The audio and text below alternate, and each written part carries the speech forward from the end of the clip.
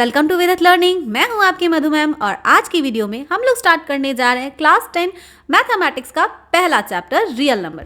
और जैसा कि आप जानते हो कि आपके बोर्ड एग्जाम के फर्स्ट पेपर जो होने वाले है वो मैथमेटिक्स होने वाली है। और आप में से मेजरली बच्चे ऐसे होंगे जिनको कि भाई मैथ से डर लगता है। भाई साहब, जब आपकी बोर्ड एग्जाम फर्स्ट टाइम हो और पहला पेपर ही मैथ्स हो तो डरना स्वाभाविक है। तो चलो अभी फिलहाल मैं ये बोलूँगी कि अपने डर को साइड में रखो और मेरे साथ स्टार्ट करो आज की मैथमेटिक्स की फर्स्ट क्लास। मैं मान के चलूँगी कि आपने अभी तक मैथ्स में कुछ नहीं पढ़ा। हम लोग अपने रियल नंबर यानी हमारे जो फर्स्ट चैप्टर है उसको हम लोग बहुत ही इजी तरीके से और काफ़ी सिंपल वे में इसके कॉन्सेप्ट को समझेंगे। न सिर्फ समझेंगे बल्कि कई सारे हमारे जो PYQs जो आ चुके हैं एग्जाम में वो भी हम लोग सॉल्व करते हुए कॉन्सेप्ट को सीखेंगे। और यहाँ पे मैं कुछ क्वेश्चन भी आपको प्रैक्टिस करने के लिए दूंगी जिससे कि आपका कॉन्फिडेंस बूस्ट हो सके। और इसके साथ ही आप क्या कर सकते हो, हमारी प्रोग्राम में जुड़ के आप और भी मल्टीपल क्वेश्चन जैसे कि आपके मैथ्स हो गए, साइंस हो गए, देन सोशल हो गए, इंग्लिश हो गए, इन सब के बहुत सारे क्वेश्चंस की आप प्रैक्टिस कर सकते हो। और ये सब आप कैसे कर सकते हो इसके रिगार्डिंग ऑलरेडी हम लोगों ने एक वीडियो में बना रखा है और आपको बता रखा है। आई होप कि आपने वो वीडियो देखा होगा।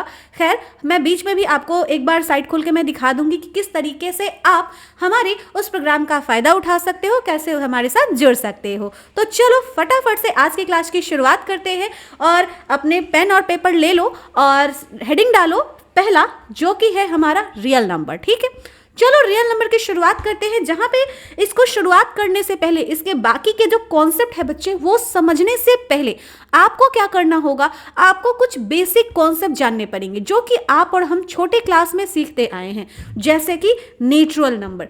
क्या है नेचुरल नंबर, याद रखेंगे आप जो काउंटिंग करते हो जैसे 1 से लेकर के आप इनफाइनाइट तक आप कितना भी नंबर बोल लीजिए। ठीक है, स्टार्टिंग करेंगे 1 से 1 2 3 4 5 6 7। बचपन में हम लोगों ने काउंटिंग सीखा था ना, बिल्कुल वैसे ही आपको भाई जहां तक काउंटिंग आती है वहां तक काउंटिंग कर लो, उससे आगे की भी, मतलब इसका कोई अंत नहीं। इनफाइनाइट बोलते हैं ना, अनंत तक, एक से अनंत तक की जो काउंटिंग होती है उसमें जो नंबर आ रहे हैं उसे ही हम क्या कह रहे हैं बच्चे, नेचुरल नंबर का नाम दे रहे हैं। ओके, बहुत ही इजी बिजी था, हम लोगों ने बचपन में पढ़ रखा है। चलिए, हमको पता है भाई आप लोगों ने बहुत सारे ऐसे कॉन्सेप्ट जो है वो आपको पहले से भी मालूम है। और यहाँ पे मैं इस तरीके से आपको बताऊंगी, मेरा 2 मोटिव रहेगा। एक, अगर आपने पहले से पढ़ा है तो वो कॉन्सेप्ट को आपको याद दिलाना, और अगर आपने वो नहीं पढ़ा है, आपने भाई साहब ठीक है टाइम जब था आपने नहीं करी कोई बात नहीं, लेकिन अभी जितना टाइम है उतने में भी अगर आप मेहनत कर लेते हो तो एग्जाम में आपके अच्छे मार्क्स आ सकते हैं।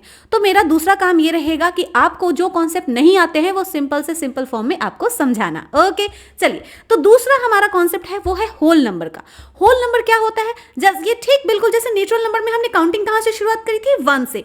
यहाँ पे बस आपको क्या करना है, यहाँ पे काउंटिंग जो है स्टार्ट करनी है 0 से, मतलब 0 1 2 3 कहाँ तक, एकदम इनफाइनाइट तक। ठीक है, 0 से स्टार्ट करेंगे इनफाइनाइट तक। तो ये जो इसमें जो जितने नंबर आ रहे हैं ना, जैसे 0 1 2 3 4 5 इनफाइनाइट तक, ये जो है ये आपके होल नंबर कहलाएंगे। मतलब एकदम सिंपल सी बात कि नेचुरल नंबर में अगर हम लोग क्या करते हैं, 0 अगर स्टार्टिंग में अगर ऐड कर दे, 0 को भी इंक्लूड कर ले तो वह नंबर क्या कहलाएगा, होल नंबर कहलाएगा, नेचुरल नंबर नहीं कहलाएगा। ठीक है, चलिए आगे बढ़ेंगे।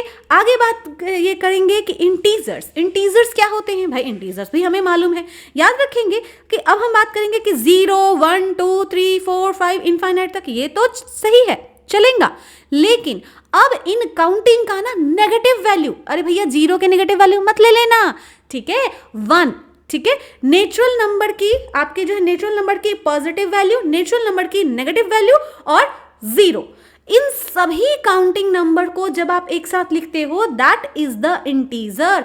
जहां पे ये देखो आपने क्या लिखा, आप ये देखो ये वाली जो लाइन है ना, इधर जो मैंने डॉट डॉट डॉट ऐसे दिखाया है, इसका मतलब ये है बच्चे कि यहाँ पे ना ये अगर -1 -2 -3 ऐसे अगर काउंटिंग होती जाए तो कहाँ तक जाएगी, -इन्फिनिटी तक जाएगी। और फिर यहाँ से देखिए -इन्फिनिटी से हम कहाँ तक आ गए, हम -1 तक आ गए।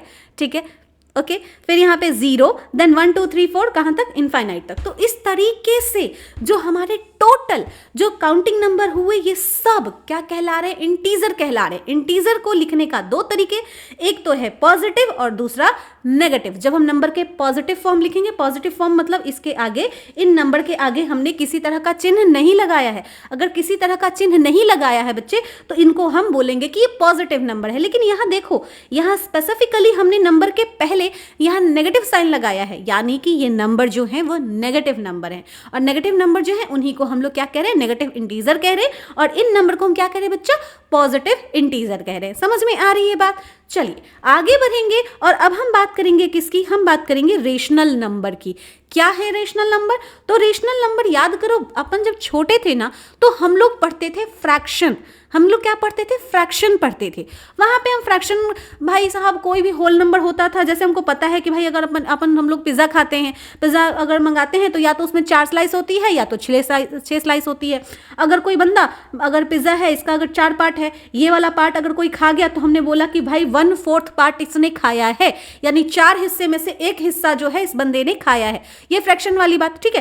तो बिल्कुल यहाँ पे जो है ना रेशनल नंबर में हम सिर्फ ये काम करते हैं, थोड़ा सा एडवांस होकर के बस बातें करेंगे कि भाई एस नंबर को जब हम p/q के फॉर्म में जब हम लिखेंगे, जहां पे q जो है वो नॉट इज इक्वल टू 0 होगा।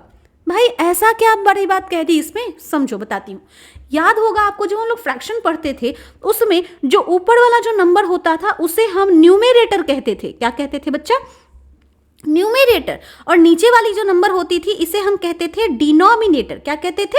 डिनोमिनेटर। तो बच्चे ऊपर में न्यूमेरेटर और नीचे में डिनोमिनेटर, इसको जब हम लोग क्या लिखते थे, डिविजन, ये ऐसे डिवाइड के फॉर्म में जब हम लोग लिखेंगे और हम कहते थे कि भाई डिनोमिनेटर जो है वो 0 नहीं होना चाहिए, ये नीचे वाला नंबर जो है ना वो 0 नहीं होना चाहिए। क्यों नहीं होना चाहिए? अरे भाई साहब आप ऐसे समझो ना कि कोई भी नंबर को जब हम डिवाइड देते हैं, जैसे फॉर सपोज एग्जाम्पल ले लेते हैं, मान लीजिए आप 16 की बात करते हो, ठीक है। तो 16 से हम डिवाइड दे रहे हैं किस, ये 2 से 16 में हम डिवाइड दे रहे हैं, तो क्या हो रहा है, ये नंबर से इसमें इस नंबर से हम लोग क्या कर रहे हैं, इसमें मल्टीप्लाई कर रहे हैं, यानी 16 को हम लोग क्या कर रहे हैं, 2 के पार्ट में हम लोग तोड़ रहे हैं। तो हमें पता है कि ऐसे हमको 8 पार्ट जो है हमें क्या होंगे, मिलेंगे। 1 2 3 4 5 6 7 8, है ना। यानी कि 16 को 2 के हिस्से में हम लोग बांटे तो 8 हिस्सा हमको मिल गया, यही होता है। लेकिन आप सोचो ना, कोई भी नंबर को आप 0 में कैसे बांट सकोगे, 0 पार्ट में कैसे बांट सकते हो भाई? नहीं बांट सकते ना। मैंने कह दिया बेटा ये रोटी जो है ना, ये पिज्जा जो है ना, इसको 0 पार्ट में बांटो, नहीं होगा भाई, इम्पॉसिबल है, ठीक है। तो इसीलिए हम लोग कभी भी, हम लोग जो नीचे वाला जो है, यानी कि ये हमारा Q यानी डिनोमिनेटर वाला जो पार्ट है बच्चा, इसको हम लोग कभी 0 नहीं लेते। ये कंडीशन आपको क्या करनी है, आपको ध्यान रखनी है। पहला कि p/q के फॉर्म में लिखा रहे, और दूसरा Q जो रहेगा वो नॉट इज इक्वल टू 0 रहेगा। ये है रेशनल नंबर की पहचान, ठीक है। चलिए आगे बढ़ेंगे। अब याद रखेंगे कुछ इंपॉर्टेंट बातें जो कि आपको आप जब MCQ सॉल्व करोगे या फिर आपके एग्जाम में कई बार जो है 1 मार्क्स वाले कुछ क्वेश्चन आ जाते हैं उसके लिए, ठीक है। तो याद रखिएगा, कंडीशन, ऐसी क्या कंडीशन होगी जब उसको कोई नंबर अगर फुलफिल करता है, देन आफ्टर हम उसको क्या बोलेंगे कि वो रेशनल नंबर है। तो याद रखिएगा कि जो हमारे जो रेशनल नंबर होंगे वो इंटीजर्स हो सकते हैं। इंटीजर्स मीन पॉजिटिव और नेगेटिव। ऐसा क्यों? ऐसा क्यों? यहाँ पे तो सिर्फ नंबर लिखा है ना, और हमारा तो पहले ही बताया गया है कि ये p/q के फॉर्म में होगा। अरे बच्चा समझिए, इसको इसलिए बोल सकते हैं कि ये हमारा रेशनल नंबर है बिकॉज कि नॉर्मल जो इंटीजर है ना बच्चा, इसको हम लोग क्या करते हैं, इस तरीके से हम लोग लिख सकते हैं। मान लो 3 है तो 3 को 1/3 लिख सकते हैं। क्यों? क्योंकि भाई साहब देखो, ये फ्रैक्शन जो है क्या बताता है कि ऊपर वाला जो नंबर है ना उसको इतने पार्ट में डिवाइड करना है। जैसे हमने अभी थोड़ी देर पहले कहा कि 16 जो है उसको 2 के पार्ट में डिवाइड करनी है, तो हमको 8 पार्ट हमको मिल जाता है। ठीक वैसे ही अगर 3/1 करते हो तो आप 3 को एक हिस्से में डिवाइड कर दो, मतलब कि क्या मिलेगा, 3 ही मिलेगा, है ना। तो इस वजह से बच्चे कोई भी इंटीजर हो, चाहे पॉजिटिव में हो चाहे नेगेटिव में हो, rather than the 0 को आप यहाँ पे रेशनल नंबर कंसिडर नहीं करोगे। ऐसा नहीं कि 0/1 लिख दिया और बोल दिए भैया ये देखो ये रहा मेरा रेशनल नंबर, नहीं होगा। क्यों नहीं होगा? अरे भाई जिस तरीके से किसी नंबर, मान लीजिए अगर हम 13 कोई नंबर मान लीजिए हम ले रहे हैं 13 या 16 ले रहे हैं, 16 को हम 0 पार्ट में डिवाइड नहीं कर सकते, उसी तरीके से क्या हम 0 को एक पार्ट में या 10 पार्ट में ऐसे डिवाइड कर सकते हैं क्या? नहीं कर सकते, ये पॉसिबल नहीं है। समझ में आ रही है बात? तो इसलिए यहाँ पे याद रखिएगा कि 0 जो कि हमारा यहाँ इंटीजर में शामिल था ना, देखो यहाँ पे, यहाँ इंटीजर में शामिल है ना, इसको आप कभी रेशनल नंबर में मत काउंट करना। बाकी जितने भी नंबर है इसको हम लोग बाय वन बाय वन ये करके हम लिख सकते हैं और हम इनको कंसिडर कर सकते हैं कि ये क्या है, ये हमारे रेशनल नंबर हैं, बट 0 को नहीं इंक्लूड करेंगे। समझ में आ गई बात? चलिए आगे बढ़ेंगे और अब हम बात करते हैं कि यहाँ पे दूसरा जो है, पहला तो कंडीशन क्या रहा कि इंटीजर हो सकता है, ठीक है। क्यों? क्योंकि इंटीजर को हम लोग पी बाई क्यू के फॉर्म में हम लोग लिख सकते हैं। अच्छा, दूसरा है कि इसमें ना डेसिमल हो सकता है। देखो मे लिखा है, यहाँ पे देखो मे लिखा है, मे लिखा है का मतलब क्या है? हो सकता है, होना ही पड़ेगा ऐसा कुछ जरूरी नहीं है, ठीक है ना। हो सकता है मतलब अगर डेसिमल रहा तो भी हम उसको क्या मान सकते हैं? हम लोग रेशनल नंबर मान सकते हैं। कैसे मानेंगे? ध्यान से सुनिएगा। कहा ये गया कि आप देखिए कि इधर एंड और रिपीट डेसिमल दो तरीके के होंगे कि डेसिमल जो है ऐसे लिखा, डेसिमल के बाद जो नंबर होंगे या तो खत्म हो जाएं, किसी जगह पे आके वो खत्म हो जाएं, या तो वो रिपीट हो रहे हैं बार बार। जैसे एग्जाम्पल के लिए वह डेसिमल जो एंड होते हैं, जैसे मान लीजिए आपने क्या करा, आपने जो है यहाँ पे मान लीजिए कोई तो भी नंबर लिया, मान लीजिए 1 में आपने 2 से क्या करा, ये डिवाइड दे दिया। जाहिर सी बात है 1.5 आया होगा ना बच्चा। तो ये जो है 1.5 को आप ऐसे भी लिख सकते हो कि ये 1.5 नहीं 0.5 को क्या आप ऐसे लिख सकते हो 5/10। ये 0.5 को हम लोग 5/10 लिख सकते हैं। ये आपने बचपन में डेसिमल कन्वर्जन आपने सीख रखा है ना। तो यहाँ देखिए इसको हम लोग क्या कर सकते हैं, पी बाई क्यू के फॉर्म में लिख सकते हैं। ये 1.25 को हम लोग 125/100 लिख सकते हैं ना। इसको कन्वर्ट कर सकते हैं ना भाई साहब, सिंपलेस्ट फॉर्म में, पी बाई क्यू के फॉर्म में हमने कन्वर्ट किया ना।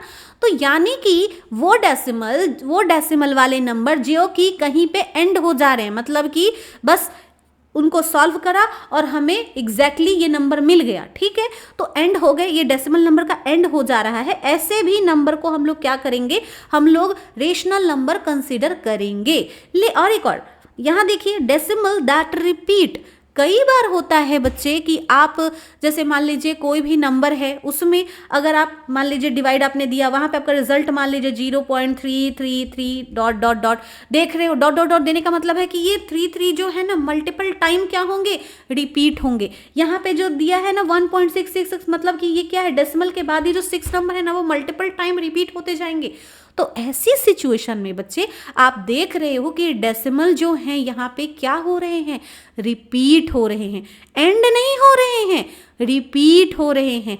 ऐसी सिचुएशन में बच्चे आप क्या करेंगे, आप जो है इनको भी आप क्या कंसिडर करेंगे, रेशनल नंबर कंसिडर करेंगे। आपको 9th क्लास वाला थोड़ा सा अगर याद आ रहा होगा कॉन्सेप्ट, तो वहां पे इस तरीके का क्वेश्चन आता था आपको सॉल्व करने के लिए। और यहाँ पे हम क्या करते हैं, 0.33 ये डॉट है, इसका मतलब हम एज इट इज हम इसको ऐसे भी लिख सकते हैं कि 33 डिवाइडेड बाई ये क्या हो जाएगा हमारा, 33 डिवाइडेड बाई हमारा 1000 हो जाएगा। तो इस तरीके से भाई साहब हम काम करते हैं, ठीक है। अब कुछ जो बातें हैं जो कि आपको ध्यान रखनी चाहिए वो ये कि the decimal never and and never repeat. कोई ऐसा डेसिमल वाला नंबर जो ना तो कभी एंड होता है ना ही वो रिपीट होता है, उस सिचुएशन में बच्चे आप उन नंबर को रेशनल नंबर नहीं मानोगे। एग्जाम्पल के लिए आप देखिए, ये रहा हमारा √2 की वैल्यू। √2 की जो वैल्यू रहेगी ना बच्चे, आपको इसे नहीं मानना है रेशनल नंबर। पाई जो है इससे भी आपको रेशनल नंबर नहीं माननी है। पाई का आपको मालूम है ना 22/7। ये जो है अगर आप इनका निकालोगे 3.14 समथिंग जो आता है, यहाँ पे क्या हो जाती है, ये जो आपके डेसिमल नंबर जो हैं वो ना तो एंड हो रहे हैं ना रिपीट हो रहे हैं। तो ऐसी सिचुएशन में बच्चे आप इनको जो है रेशनल नंबर मत मान लेना, ठीक है। समझ में आ रही है बात? चलिए आगे बढ़ेंगे और अब हम बात करते हैं किसकी, हमारा जो नेक्स्ट वाला टॉपिक है वो है प्राइम नंबर। क्या होता है प्राइम नंबर? तो प्राइम नंबर जो होते हैं बच्चे, ये आपका एक नेचुरल नंबर होता है। नेचुरल नंबर बोले तो सीधे सीधे आप ये मान लेना कि 1 से आपकी इनफाइनाइट तक की काउंटिंग। लेकिन यहाँ पे कुछ और, अगर बात इतनी ही सिंपल रहती तो फिर इसका नाम प्राइम नंबर ही क्यों पड़ता है? तो याद रखिए कि पहला कि ये तो नेचुरल नंबर है, साथ ही ग्रेटर देन 1 है। 1 को आप काउंट नहीं कर रहे हो। कई बार बच्चे जो है गलती करते हैं। आपके टर्म्स के जो एग्जाम होते हैं उसमें आपसे पूछा जाता है कि आपका 1 जो है क्या वो प्राइम नंबर है। बच्चे एकदम आंख बंद करके लगा के आते हैं, हाँ भाई साहब 1 जो है प्राइम नंबर है। अरे भाई 1 प्राइम नंबर नहीं होगा, ठीक है, ध्यान दीजिएगा। यहाँ पे क्या कहा गया कि प्राइम नंबर, पहली बात वो ये याद रखना है ये स्टेटमेंट, क्योंकि इस स्टेटमेंट के बेसिस पे आपसे एमसीक्यूज या fill in the blanks type of पूछे जा सकते हैं, ठीक है, या फिर असर्शन बेस्ड वाले पूछे जा सकते हैं। याद रखिएगा कि आपके प्राइम नंबर नेचुरल नंबर हैं, लेकिन कौन से नेचुरल नंबर? वो नेचुरल नंबर जो 1 से बड़े हों, यानी कि 2 से, यानी 2 को हम क्या बोलेंगे?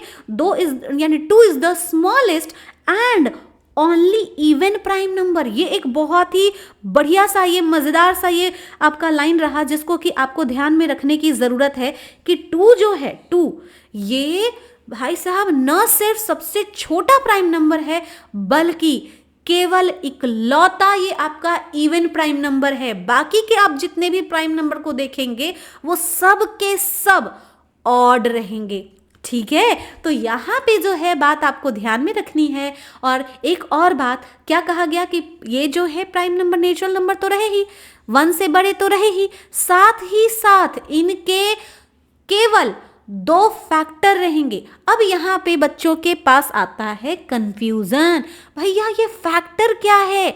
ये फैक्टर अपन को समझ में नहीं आता, समझाती हूँ, ध्यान से सुनो। फैक्टर्स का मतलब ये है बच्चे कि ये जो नंबर जो है ना, इस नंबर को अगर बोल रहे हैं कि इस नंबर के 2 फैक्टर हैं, मतलब कि 2 ऐसे नंबर होंगे जिनसे डिवाइड देने पर ये नंबर कंप्लीटली कट जाए विदाउट जीरो, मतलब बोलते हैं ना बिना कोई रिमाइंडर छोड़े हुए। एग्जाम्पल के लिए अगर हम बात करें 2 की, तो 2 1 के टेबल में भी आता है, 2 के टेबल में भी आता है। यानी 1 से अगर 2 को डिवाइड दे तो भी कट जाएगा, मतलब कि कंप्लीटली डिवाइड हो जाएगा, और 2 से डिवाइड देंगे तो भी कंप्लीटली डिवाइड हो जाएगा। अच्छा जी, समझ में आ रही है बात। अब हम बात करते हैं 3 की। तो 3 1 के टेबल में भी आती है और 3 के टेबल में भी आती है, ठीक है। अच्छा, इसी तरीके से 5 7 11 13, अब 15 मत बोल देना, क्यों? क्योंकि 15 जो है इसके सिर्फ 2 फैक्टर नहीं होते। 15 के देखो 3 के टेबल में आता है, 5 के टेबल में आता है और 15 के टेबल में आता है। इसके तो 3 फैक्टर हो गए। कितने फैक्टर हो गए? 3 फैक्टर्स हो गए। अब जब 3 फैक्टर्स हो गए तो इसको हम प्राइम नंबर थोड़े बोलेंगे, इसको हम प्राइम नंबर नहीं बोलेंगे। समझ में आ रही है बात? किसी भी नंबर को, जैसे मान लीजिए हमारे पास 17 रहता तो हाँ जी 17 जो है ये हमारा प्राइम नंबर होगा। क्यों होगा? क्योंकि 17 1 के टेबल में भी आता है, मतलब 1 से आप डिवाइड देंगे तो भी 17 कंप्लीटली डिवाइड हो जाएगा, और 17 यानी 17 से खुद को भी ये डिवाइड देगा तो भी ये क्या हो जाएंगे? कंप्लीटली डिवाइड हो जाएंगे। यानी हम ये कह सकते हैं एकदम सिंपल भाषा में कि प्राइम नंबर वह नंबर होते हैं जो 1 से और खुद से डिवाइड होते हैं। प्राइम नंबर वह नंबर होते हैं, नहीं होता है तो आप इसको हिंदी में भी आप लिख लीजिए, आपका दिमाग में वो चीज रहना चाहिए, ठीक है। प्राइम नंबर वह नंबर होते हैं जो 1 से और खुद से डिवाइड होते हैं, ठीक है। चलिए आगे बढ़ेंगे और यहाँ पे जो नोट करके मैंने आपके लिए बातें लिखी है उसको जरूर से याद रखेंगे। क्या है ये? कि number having more than 2 factor are not considered as a prime number. वह नंबर जिसके आपके 2 या 2 से ज्यादा, 2 से ज्यादा अगर फैक्टर है, 2 रहेंगे फैक्टर तब तो प्राइम नंबर बोलेंगे ही, लेकिन अगर 2 से ज्यादा आपके क्या है फैक्टर हैं, उस नंबर को हम लोग प्राइम नंबर नहीं बोलेंगे। जैसे कि आप देखिए 4 में आप देखते हो कि 4 1 के टेबल में भी आएगा, 2 के टेबल में भी आएगा, 4 के टेबल में भी आएगा। उसी तरीके से 6 की बात कर लेते हैं, 1 के टेबल में भी आएगा, 2 3 6, है ना। इसी तरीके से अगर हम 12 की बात कर लें तो 1 2 3 4 6 और ये 12। देखो भाई साहब इतने सारे टेबल में आ गया। तो अब क्या आप इसे प्राइम नंबर बोलोगे? नहीं बोलोगे, ठीक है। चलो आगे बढ़ते हैं। नेक्स्ट हमारा आ जाता है क्या? Composite number. क्या है भाई कॉम्पोजिट नंबर? तो कॉम्पोजिट नंबर जो होते हैं ये पॉजिटिव बोले तो नेचुरल नंबर होंगे जो कि 1 से बड़े होंगे, ठीक है। बिल्कुल प्राइम नंबर जैसा ही हम डेफिनेशन अभी तक चल रहा है। लेकिन अब आता है धप्पा। क्या है? मोर देन 2 फैक्टर, यानी अभी जो हम ऊपर की बात कर रहे थे ना, ये ऊपर की भी जो बात कर रहे थे, ये इनको प्राइम नंबर नहीं बोलेंगे तो क्या बोलेंगे? इनको हम कंपोजिट नंबर बोलेंगे। क्यों बोलेंगे? क्योंकि इनके पास 2 से ज्यादा फैक्टर मौजूद हैं। समझ में आ रही है बात? तो ये देखिए हमारे पास आ गए 4 6 8 9 10 12। ध्यान से देखिए, अगर 4 की बात करें तो 4 हमारा 1 के टेबल में भी आता है, 2 के टेबल में भी आता है, 4 के टेबल में भी आता है, ठीक है। 6 की बात ऑलरेडी हमने यहाँ पे लिख रखी है। 8 की अगर हम बात करें तो 8 जो है हमारा 1 2 4 और 8। देखिए इसके 4 4 फैक्टर हो गए। 9 की बात करें तो 1 3 9। देखिए इसके 3 फैक्टर आ गए। वहीं अगर हम 10 की बात करें तो 1 2 5 10। देखो इसके 4 फैक्टर आ गए। और 12 की बात कर लेते हैं तो 1 2 3 4 6 12। भाई साहब इसके देखो 6 फैक्टर आ गए। तो देख रहे हो इन सब को, क्योंकि इन सभी नंबर के फैक्टर जो हैं वो 2 से ज्यादा हैं, इसीलिए इनको कंपोजिट नंबर का नाम देते हैं। ओके, चलिए याद रखिएगा कि कंपोजिट नंबर जो है can be divided by a number more than 1 and it self, यानी कि कंपोजिट नंबर जो होंगे न सिर्फ 1 से और खुद से बल्कि इसके अलावा अदर नंबर से भी डिवाइड होते हैं। जैसे देखो ना देखो ना देखो ना गाइस, देखो ना ये 6 जो है 6 क्या सिर्फ 1 और 6 से ही डिवाइड हो रहा है? नहीं, अगर 6 ये सिर्फ 1 और 6 से ही डिवाइड होता तो इस सिचुएशन में 2 फैक्टर हो जाते 6 के, अगर होता तो। और तब हम 6 को क्या मानते? प्राइम फैक्टर मानते। लेकिन ऐसा है क्या? नहीं है। 6 के 2 से ज्यादा फैक्टर है, इसीलिए हम इसको प्राइम नंबर ना बोल करके हम लोग क्या बोलेंगे? हम लोग इसको कंपोजिट नंबर बोलेंगे। समझ में आ रही है बात? चलिए, तो ये वाली बात ऊपर में जो कही है बस उसी को यहाँ पे सिंपल फॉर्म में लिख दिया है। ओके, चलिए आगे बढ़ेंगे। नोट करके एक और बात लिखी है आपके लिए कि 1 जो है ये ना तो हमारा प्राइम नंबर है ना ही कंपोजिट नंबर है। अब आपसे, जैसे हमने थोड़ी देर पहले कहा कि अगर आपसे पूछ दिया जाए कि सबसे स्मॉलेस्ट प्राइम नंबर क्या है और ऑप्शन में अगर 1 दे दिया और गलती से आपने 1 लगा दिया, फिर तो आपके मार्क्स कट जाएंगे ना भाई, मतलब वो मार्क्स आपको मिलेगा ही नहीं। समझ में आ रही है बात? तो सॉरी। तो भाई साहब इतने छोटे से आसान से लुल्लू पुच्चू से क्वेश्चन के वजह से तुम्हारा मार्क्स ना आए, ये तो अच्छी बात नहीं है ना। तो मान लो अगर क्वेश्चन में अगर तुमसे पूछ दिया कि 1 जो सबसे स्मॉलेस्ट आपका जो है प्राइम नंबर कौन सा होगा और वहां पे ऑप्शन में 1 दे दिया, तो क्या आप टिक लगाओगे? उसे नहीं लगाओगे।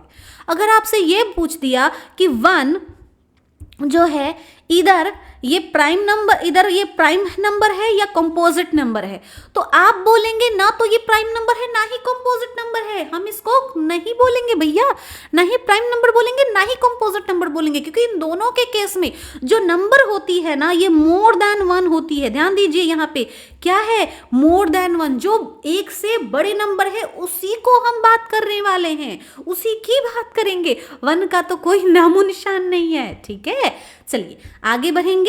अब जो हमारा नेक्स्ट जो आता है टॉपिक वो है को प्राइम नंबर। देख रहे हो सारे जो कॉन्सेप्ट है ना इसको आपको ध्यान में रखते हुए चलना पड़ेगा, ठीक है। तो क्या कहा गया कि ये जो को प्राइम नंबर है, ये को प्राइम नंबर क्या होते हैं? तो ये आपके पेयर ऑफ नंबर होते हैं जिनका HCF यानी कि ये आपके GCD ये क्या होंगे? 1 होंगे। क्या होंगे? 1 होंगे। और साथ ही में ये कहा गया कि ऑलवेज ये क्या आएंगे? पेयर में आएंगे। ध्यान से सुनिएगा। पहली बात हमने ये कहा कि को प्राइम नंबर आपके 2 ऐसे नंबर पेयर में हमेशा याद रखिएगा, दो की बात होती है। जैसे आप बोलते हो ना वो दोनों कपल हैं, तो भाई वो दोनों कपल हैं, कपल का मतलब तुम मान के चलते हो कि भाई वहां दो इंसान होगा ही होगा। खैर आज के समय में LGTB मतलब वो वाला भी सिस्टम होता है जहां पे लड़का लड़का लड़की लड़की भी है, तो लेकिन फिर भी है तो दो इंसान ना भाई, दो प्राणी है ना, तो वहां पे उनको आप क्या बोल रहे हो, उनको आप कपल बोल रहे हो जब दो जने हैं तब, ठीक है। तो उस सिचुएशन में यहां पे जब हम बात करें पेयर, तो पेयर का मतलब दो नंबर होने पड़ेंगे, तो यहां कहा गया कि पेयर ऑफ अ नंबर होगी, ठीक है। और उन दोनों नंबर का जब आप HCF निकालो यानी हाईएस्ट कॉमन फैक्टर निकालो, तो ये हाईएस्ट कॉमन फैक्टर कितना आना चाहिए, 1 आना चाहिए, उनका हाईएस्ट कॉमन फैक्टर 1 आना चाहिए, तो ही उस नंबर को हम को प्राइम नंबर बोलेंगे।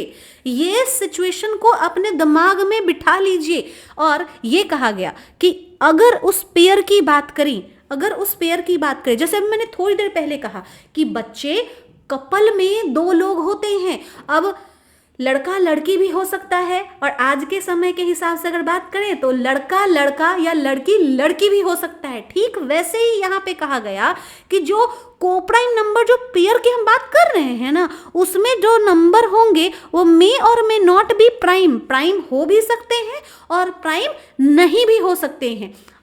नो कॉमन फैक्टर एक्सेप्ट 1, उनका कोई भी कॉमन फैक्टर, एक के अलावा और कोई कॉमन फैक्टर नहीं होना चाहिए। कैसे समझा रही हूं, ध्यान से देखो। अगर मैं आपके सामने कहूं कि बच्चे 8 का फैक्टर लिखो, कैसे लिखोगे, मेरे साथ बोलते चलना, 1 2 4 8, ठीक है। चलो 15 का लिखो फैक्टर, क्या हो जाएगा, 1 3 5 15। अब ध्यान से इस नंबर को मिला के देखो, इन नंबर को जो है ना आपस में मिला के देखो, कॉमन क्या है, 1 है, इसमें भी 1 है, इसमें भी 1 है, बस इसके अलावा और कोई कॉमन है नहीं, है ना, नहीं है ना। इसीलिए इन दोनों नंबर को हमने कहा कि भैया ये को प्राइम नंबर है। चलो फिर से ये बताती हूँ, यहां देखो, मेरे साथ फिर से बोलना, हो सके तो वीडियो को पॉज करके उसके बाद जो है फिर लगाना, ठीक है। ध्यान से देखो, पहले क्या करो, 12 का फैक्टर लिख लो, क्या होगा, 1 से शुरुआत करो, ठीक है। 1 2 3 4 6 12, ठीक है। 25 का लिखते हैं, 25 का क्या हो जाएगा, 1 5 25। और तो किसी के टेबल में नहीं आती ना भैया। अब ध्यान से देखो इसमें कि बाकी के ये सारे नंबर को अगर देखें तो क्या ये आपस में मिल रहे हैं, नहीं मिल रहे हैं। कौन बस कॉमन मिल रहा है, ये है ना। तो इन दोनों का भी कॉमन फैक्टर क्या हो गया, 1 हो गया, ठीक है। हाईएस्ट कॉमन फैक्टर इनका क्या हो गया, 1 हो गया। तो ऐसी सिचुएशन में बच्चे चाहे 8 और 15 हो, चाहे 12 और 15 हो, सॉरी 12 और 25 हो, या फिर 3 और 4 हो, इन सभी पेयर ऑफ नंबर को हम लोग बोलेंगे कि ये क्या हैं, ये हमारे को प्राइम नंबर हैं, ठीक है। क्या है ये, को प्राइम नंबर हैं। इसको जरूर से आप क्या करेंगे, ध्यान में रखेंगे। चलिए आगे बढ़ते हैं, और अब हमारे सामने एक टॉपिक आती है, ठीक है, आपके बुक से, जिससे कि क्वेश्चन आपको एग्जाम में पूछे जाते हैं। क्या है टॉपिक का नाम, प्रोडक्ट ऑफ प्राइम फैक्टर। आपको प्राइम फैक्टर के प्रोडक्ट से रिलेटेड यहाँ पे प्रॉब्लम पूछे जाते हैं, जहाँ पे आप देखिए आपसे कहा गया कि the number 385 can be express as a product of a prime factor as, मतलब 385 का जो हमारा प्राइम फैक्टर, 385 का जो प्राइम फैक्टर है उसको कैसे, मतलब 385 को प्राइम फैक्टर के रूप में हम कैसे उसको एक्सप्रेस करेंगे, ठीक है। तो इसके लिए आपको आना चाहिए prime factorization method. Prime factorization method ये होती है बच्चे, जहां पे हम किसी कॉम्प्लेक्स नंबर की, किसी बड़े नंबर की हम लोग क्या करते हैं, डिवीजन उसको देते हैं, किसके साथ, जो हमारे पास प्राइम नंबर है ना उनसे हम डिवाइड देते हैं जनरली, और प्राइम नंबर से डिवाइड दे करके उसका हम क्या करते हैं, फैक्टर फाइंड आउट करते हैं। जैसे आप यहाँ पे देखिए हमारे पास क्या है बच्चा, 385 है। आपको जिस तरीके से मैंने यहाँ बताया है ना, एग्जाम में भी आप बिल्कुल वैसे ही लिखना, ठीक है। कई बार बच्चे जो है इस तरीके से ना लिख करके डायरेक्ट ये वाला अगर लिख देते हैं तो दिक्कत हो जाती है बच्चा, ठीक है। आपको मैथमेटिक्स में स्टेप्स वगैरह जो है फॉलो करने पड़ते हैं, ठीक है, ध्यान दीजिएगा। यहाँ देखिए, और क्यों करने होते हैं वो भी मैं बताऊंगी। देखिए हमने लिखा वी हैव, क्या है हमारे पास क्वेश्चन में 385 है, हमने लिखा 385 और 385 को हमने यहाँ पे डिवाइड दिया। अब ध्यान से सुनना, कई बार बच्चे सोचते हैं कि मैम हम किससे डिवाइड दें, हमको कैसे समझ में आएगा। तो बच्चा सबसे पहले ना थोड़ा सा अपनी खोपड़िया का इस्तेमाल करना, वो ये कि देखो मैं बस एक बेसिक सा बता देती हूँ कि यहाँ पे क्योंकि लास्ट जो यहाँ पे अगर बात करें, अगर इधर से शुरुआत करते हैं तो ये स्टार्टिंग जो यूनिट डिजिट है हमारी, ये क्या है 5 है। तो तुम्हें पता होना चाहिए बच्चा कि जब ये लास्ट डिजिट जो 5 है तो या तो ये टेबल जो है, या तो यहाँ पे ये 3 के टेबल में भाई साहब 3 5 15 और 15 का यूनिट डिजिट 5, और या तो तुम 5 से डिवाइड दे दो, तो उसके अलावा और कोई ऑप्शन नहीं है तुम्हारे पास कि भाई यूनिट डिजिट 5 आ सके, ठीक है। क्योंकि तुम अगर 2 का टेबल पढ़ते हो तो 2 के टेबल में कभी भी यूनिट डिजिट 5 आता ही नहीं है भाई। 2 4 6 8 10 कहाँ आया, नहीं आया, ठीक है।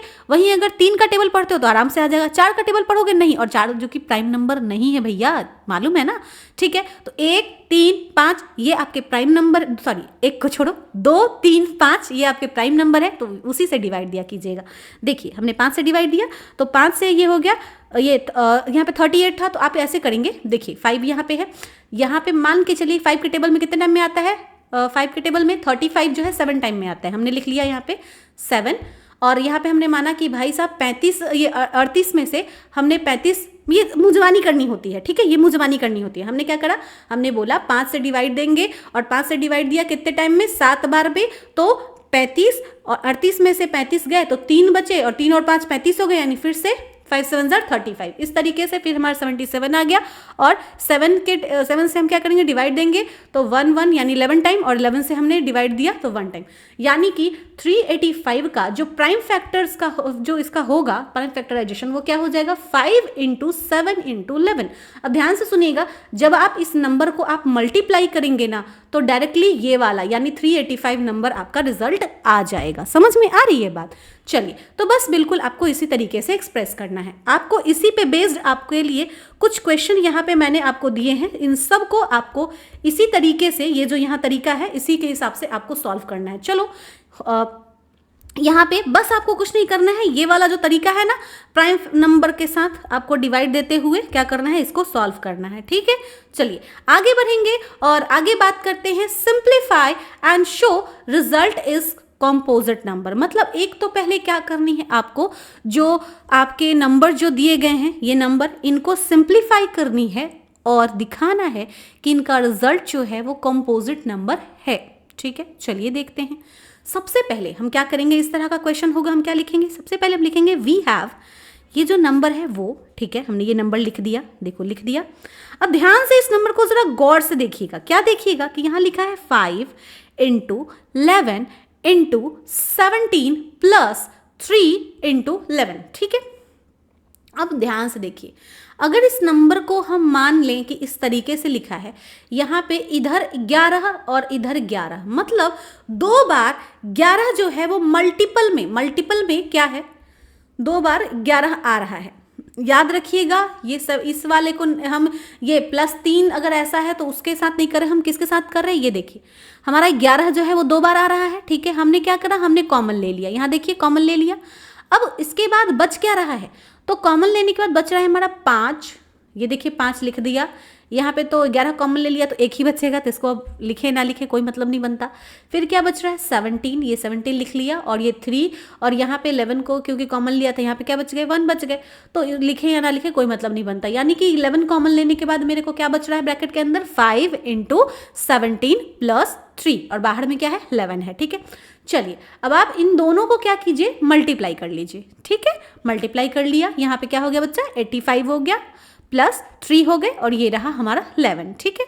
अच्छा अब इनको क्या कर लेंगे, ऐड कर लेंगे, और ये वाला जो है इसको हम लिख दिए, यानी कि 11 × 88। ये क्या है बच्चे, ये जो है इनकी अगर हम बात करें तो ये दोनों ही नंबर की बात करें, अलग अलग देखिएगा जरा। तो 88 आपके किससे डिवाइड होते हैं, 88 आपकी अगर इनका अगर आप क्या लेते हैं, देखिए यहाँ पे 11 × 88 इज डिविजिबल बाई 2 4 8, जो कि ये वाला डिविजिबल होगा, एंड 11 जो कि ये वाला डिविजिबल होगा उससे, और the given number has more than 2 factor, hence it is a composite number.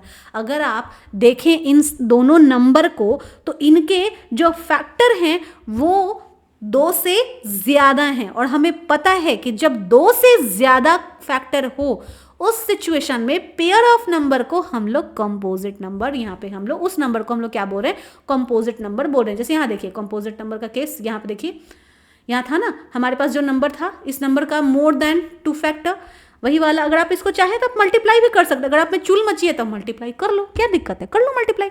लेकिन वही होगा, फिर तुमको और ज़्यादा पंगे करने पड़ेंगे, इसलिए 11 का मान लो कि 11 का फैक्टर तो 11 ही होगा, बाकी 88 का कर लो। 88 का फैक्टर क्या हो जाएगा, 2 के टेबल में आएगा, 4 के टेबल में आएगा, 8 के टेबल में आएगा। अरे भैया इन सब के टेबल में आएगा, ठीक है, रादर देन 1, ठीक है। तो आप देख सकते हो कि इनका 1 से मतलब 2 से ज़्यादा इनका कॉमन फैक्टर है, इसीलिए इस नंबर को क्या मानोगे, कंपोजिट नंबर मानोगे। तो आई होप कि ये चीज़ आपको क्लियर हो गया होगा। बाकी के ये कुछ क्वेश्चन जो है हमने आपको ये प्रैक्टिस के लिए दिए हैं, इसको ज़रूर से आप प्रैक्टिस कीजिए। और हाँ याद रखिए, ये अभी जो आपने ये क्वेश्चन जो सॉल्व करा, ये 2024 का क्वेश्चन था आपके बोर्ड का, और इधर जो कुछ क्वेश्चन दिया है ये भी आपके बोर्ड में आए हुए, मतलब आई थिंक इसमें से एक क्वेश्चन था जो कि आपके बोर्ड का आया हुआ क्वेश्चन है, ठीक है। तो आप इसको ज़रूर से आप प्रैक्टिस कीजिए, जिससे कि अगर आपके बोर्ड में ये क्वेश्चन आए भी तो आप इसको बड़ी आसानी से बना सकें, क्योंकि देखा जाए तो बहुत ज़्यादा टफ नहीं है, बहुत ज़्यादा ऐसा रफ एंड टफ कैलकुलेशन वाला तो है नहीं, बस थोड़ा सा हाथ चलाने की और दिमाग चलाने की थोड़ी सी ज़रूरत है ना।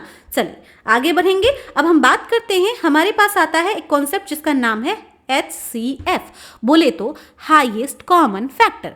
क्या है हाईएस्ट कॉमन फैक्टर, नाम सुना हुआ लग रहा है, बचपन में हमने ये सीखा हुआ भी है।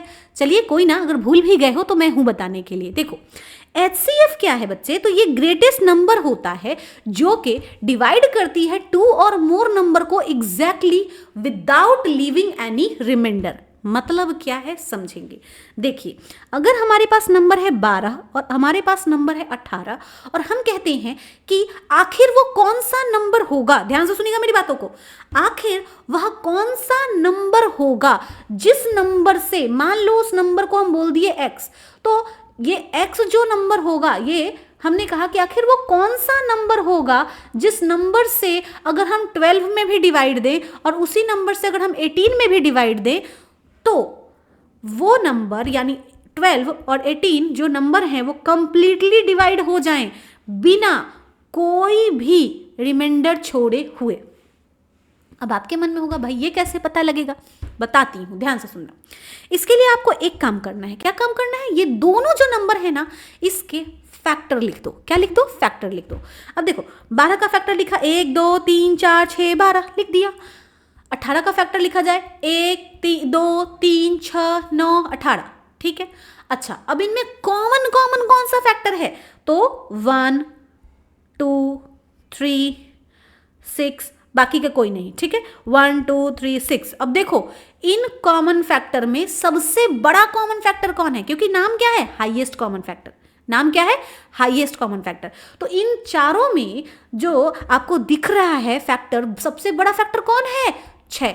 तो बस आपने क्या कर लिया, आपने लिखा 6, यानी 6 वो नंबर है, 6 HCF जो है 6 वह नंबर है जिससे कि अगर हम 12 में डिवाइड दें या फिर अगर हम 18 में डिवाइड दें तो 12 और 18 जो है कंप्लीटली डिवाइड हो जाएगा बिना कोई रिमाइंडर छोड़े हुए। समझ में आ रही है बात। तो यहाँ पे कहा गया कि इसको हम लोग GCD भी कहेंगे, यानी ग्रेटेस्ट कॉमन नंबर, ठीक है, और that divides all of them exactly, जो कि इन दोनों को exactly क्या करेगी, डिवाइड करेगी। अच्छा ध्यान से सुनिएगा, यूज, इसका यूज कब करते हैं, आखिर HCF हम अगर पढ़ेंगे, क्यों पढ़ेंगे, एग्जाम में अगर हमसे पूछा जाएगा, क्यों पूछा जाएगा, उनको मजा आता है पूछने में, मज़ा नहीं आता, खैर मज़ा आता होगा भी तो चलो उनकी अपनी पर्सनल चॉइस है, लेकिन मैं बताती हूँ कि ये आपको आगे कहाँ काम आने वाले हैं।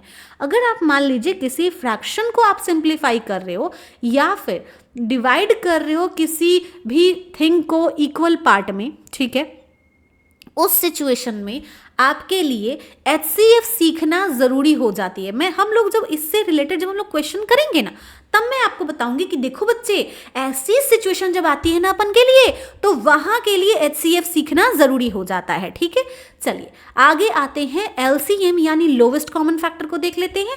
लोवेस्ट कॉमन फैक्टर क्या है बच्चे? तो ये स्मॉलेस्ट नंबर है जो कि एग्जैक्टली डिविजिबल होती है बाय ऑल गिवन नंबर। जैसे कि यहाँ देखो, जैसे यहाँ हमने बात करा 4 और 6। अगर इसका हमको LCM निकालनी हो तो इस सिचुएशन में क्या करेंगे? हम मल्टीपल्स लिखेंगे। इनका क्या लिखेंगे?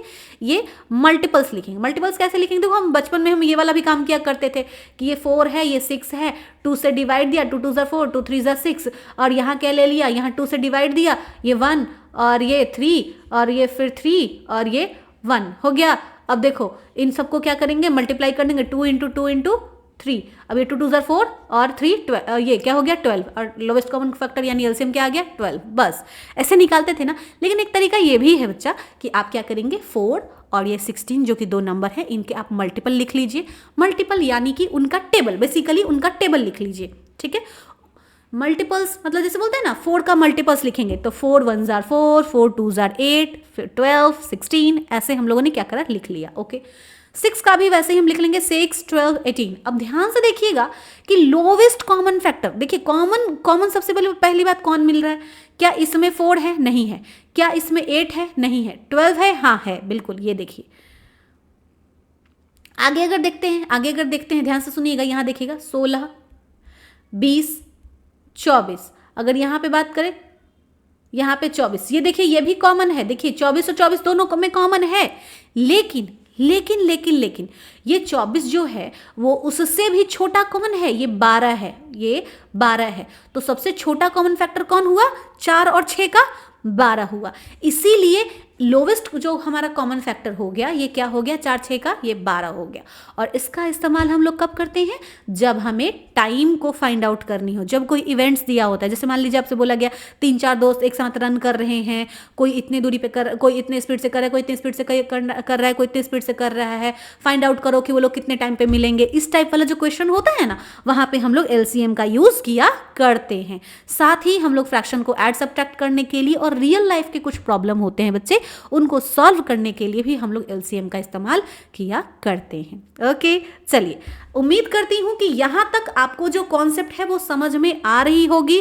तो अगर मान लीजिए आपको किसी भी तरह की बच्चे कोई भी डाउट आ रही है, तो मैं बोलूंगी कि भाई कमेंट बॉक्स में भाई ज़रूर से बताना। और हाँ, इसका बेहतरीन एक्सपीरियंस करने के लिए आप क्या कर सकते हो? इसके लिए आप बस सिंपल सा एक काम करना है कि आप हमारी कम्युनिटी में आप जुड़ जाएंगे, जिससे कि आपको हमारे साथ जुड़ने का एक बेहतरीन मौका मिलता है, जहां आप अगर कोई भी क्वेश्चन में, कोई भी कॉन्सेप्ट में, अगर अपनी प्रैक्टिस के दौरान, पढ़ाई के दौरान अगर आप फंसते हो, आपको कोई डाउट होती है, किसी भी तरह की अगर प्रॉब्लम आती है, देन आप सीधा मुझसे या सर से आप कांटेक्ट कर सकते हो। लाइक कि आप डायरेक्टली हमसे डाउट पूछ सकते हो।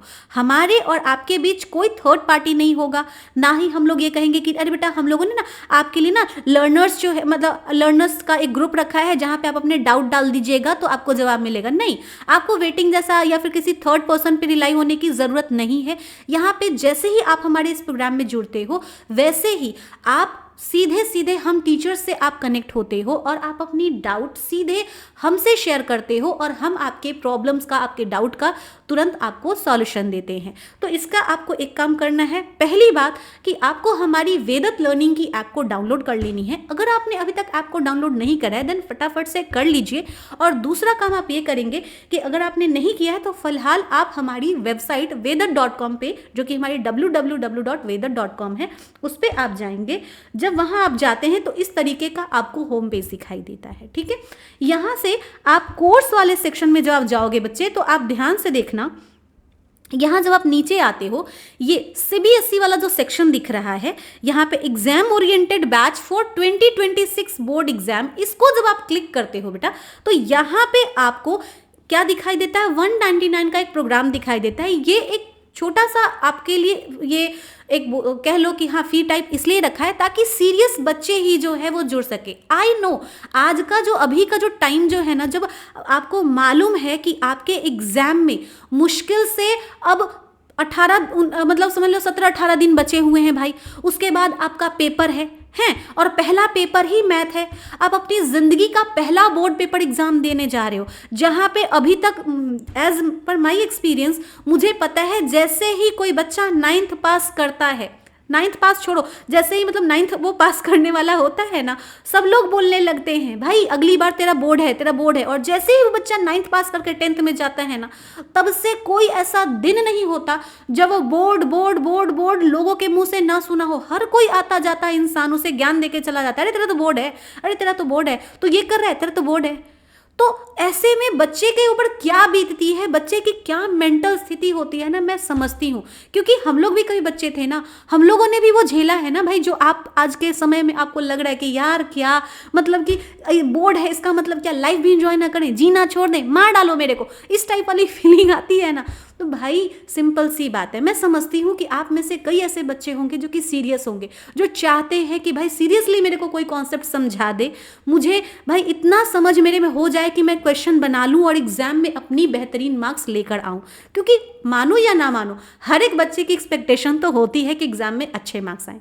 और ऐसे सिचुएशन में जब आपका पहला पेपर ही मैथ है और ऊपर से आपके लिए ऑलरेडी प्रेशर है कि पहला दिन होगा, कैसा पेपर आएगा, कैसा जाएगा, क्योंकि हर एक बच्चे की भाई मैथ से तो भाई जानते हो क्या ही बताऊं, हर एक बच्चा समझ सकता है कि मैथ से उसकी क्या हालत होती है।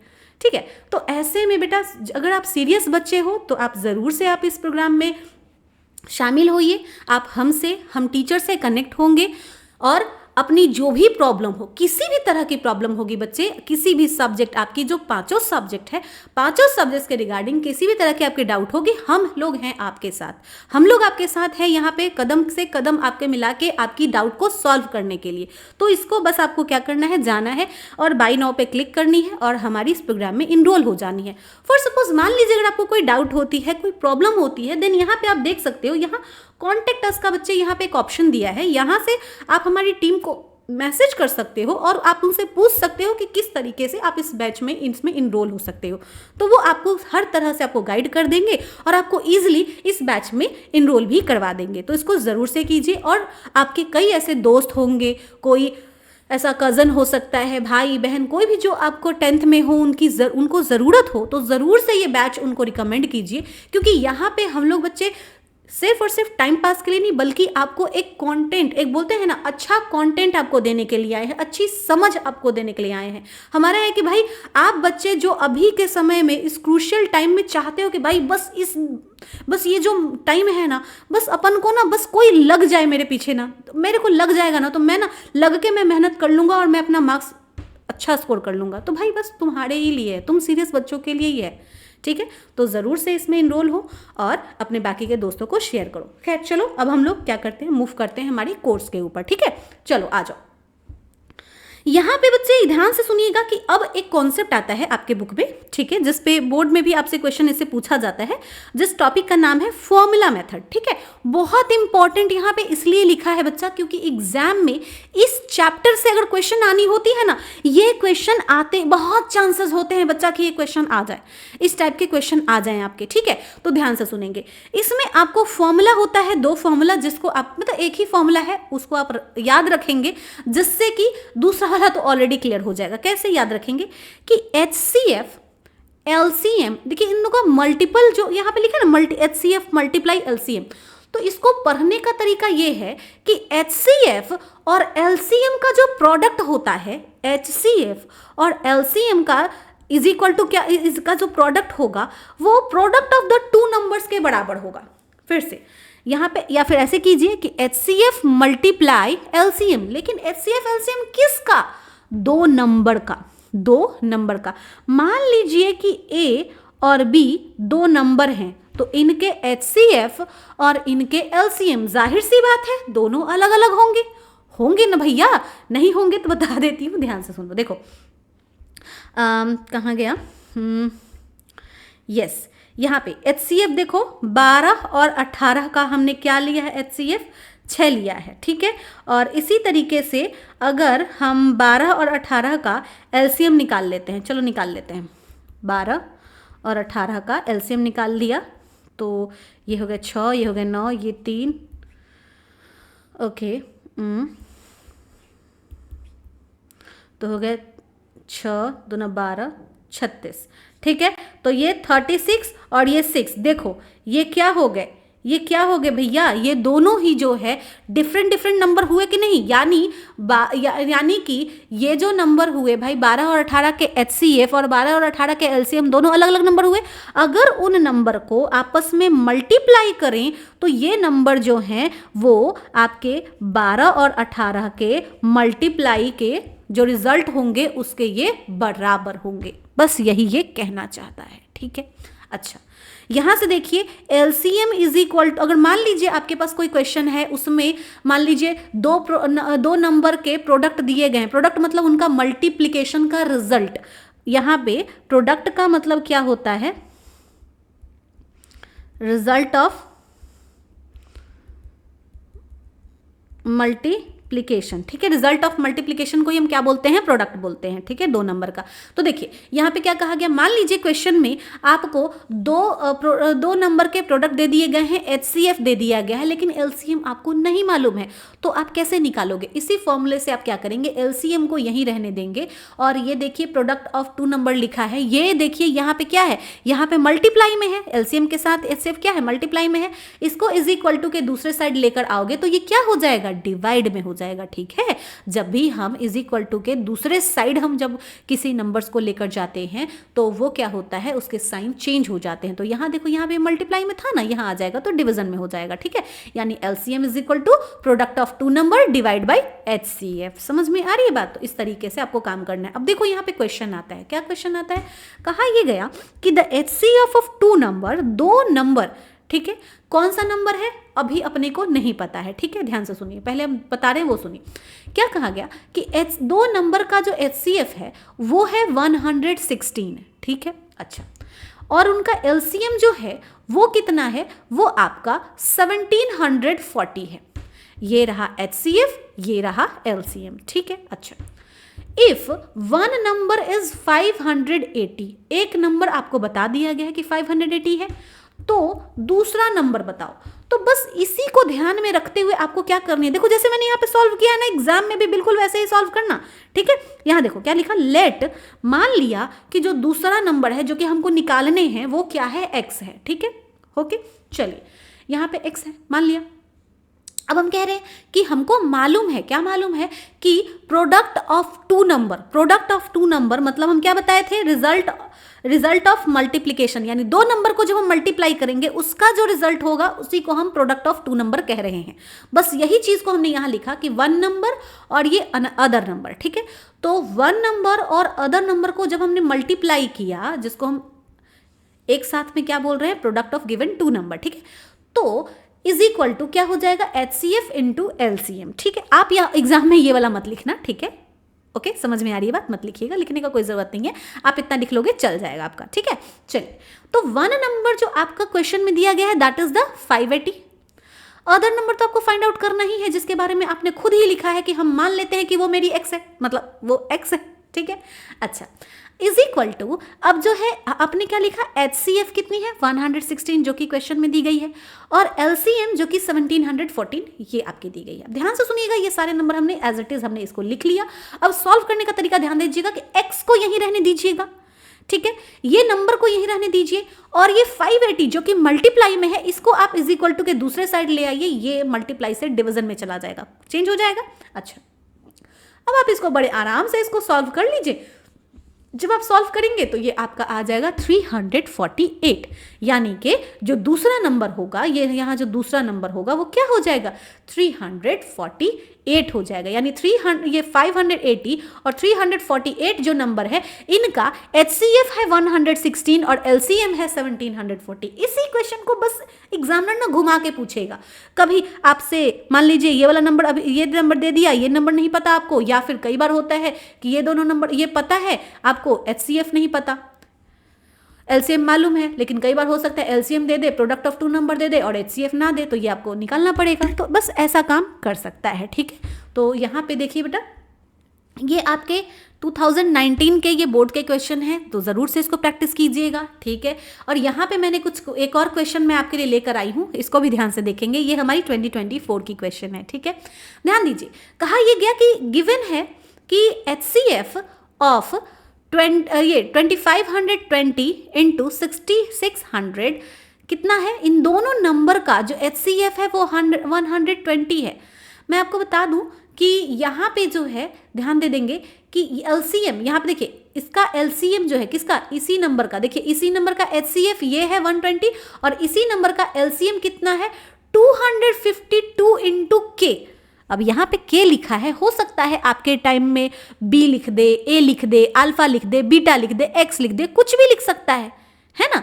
तो बस इतना मान लीजिए कि ये क्या है? ये एक अननोन है। ये क्या है? एक अननोन वैल्यू है जिसका वैल्यू हमें नहीं पता है।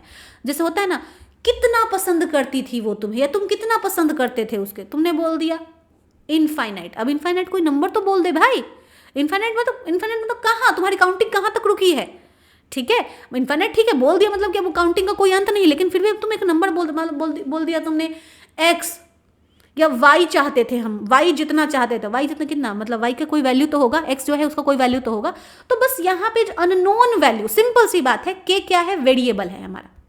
k क्या है? वेरिएबल है जिसकी वैल्यू हमारी अननोन है, हमें नहीं पता है इसके बारे में इसकी क्या वैल्यू है। ओके, हमें फाइंड आउट करनी है। ओके, देखो अब क्या करना है कि यहाँ पे सॉल्यूशन हम ऐसे लिखे। अब देखो हमको क्या दिया गया, जो जो दिया गया है हमको लिख लेंगे। यहाँ पे क्या लिया, हमने क्या लिखा?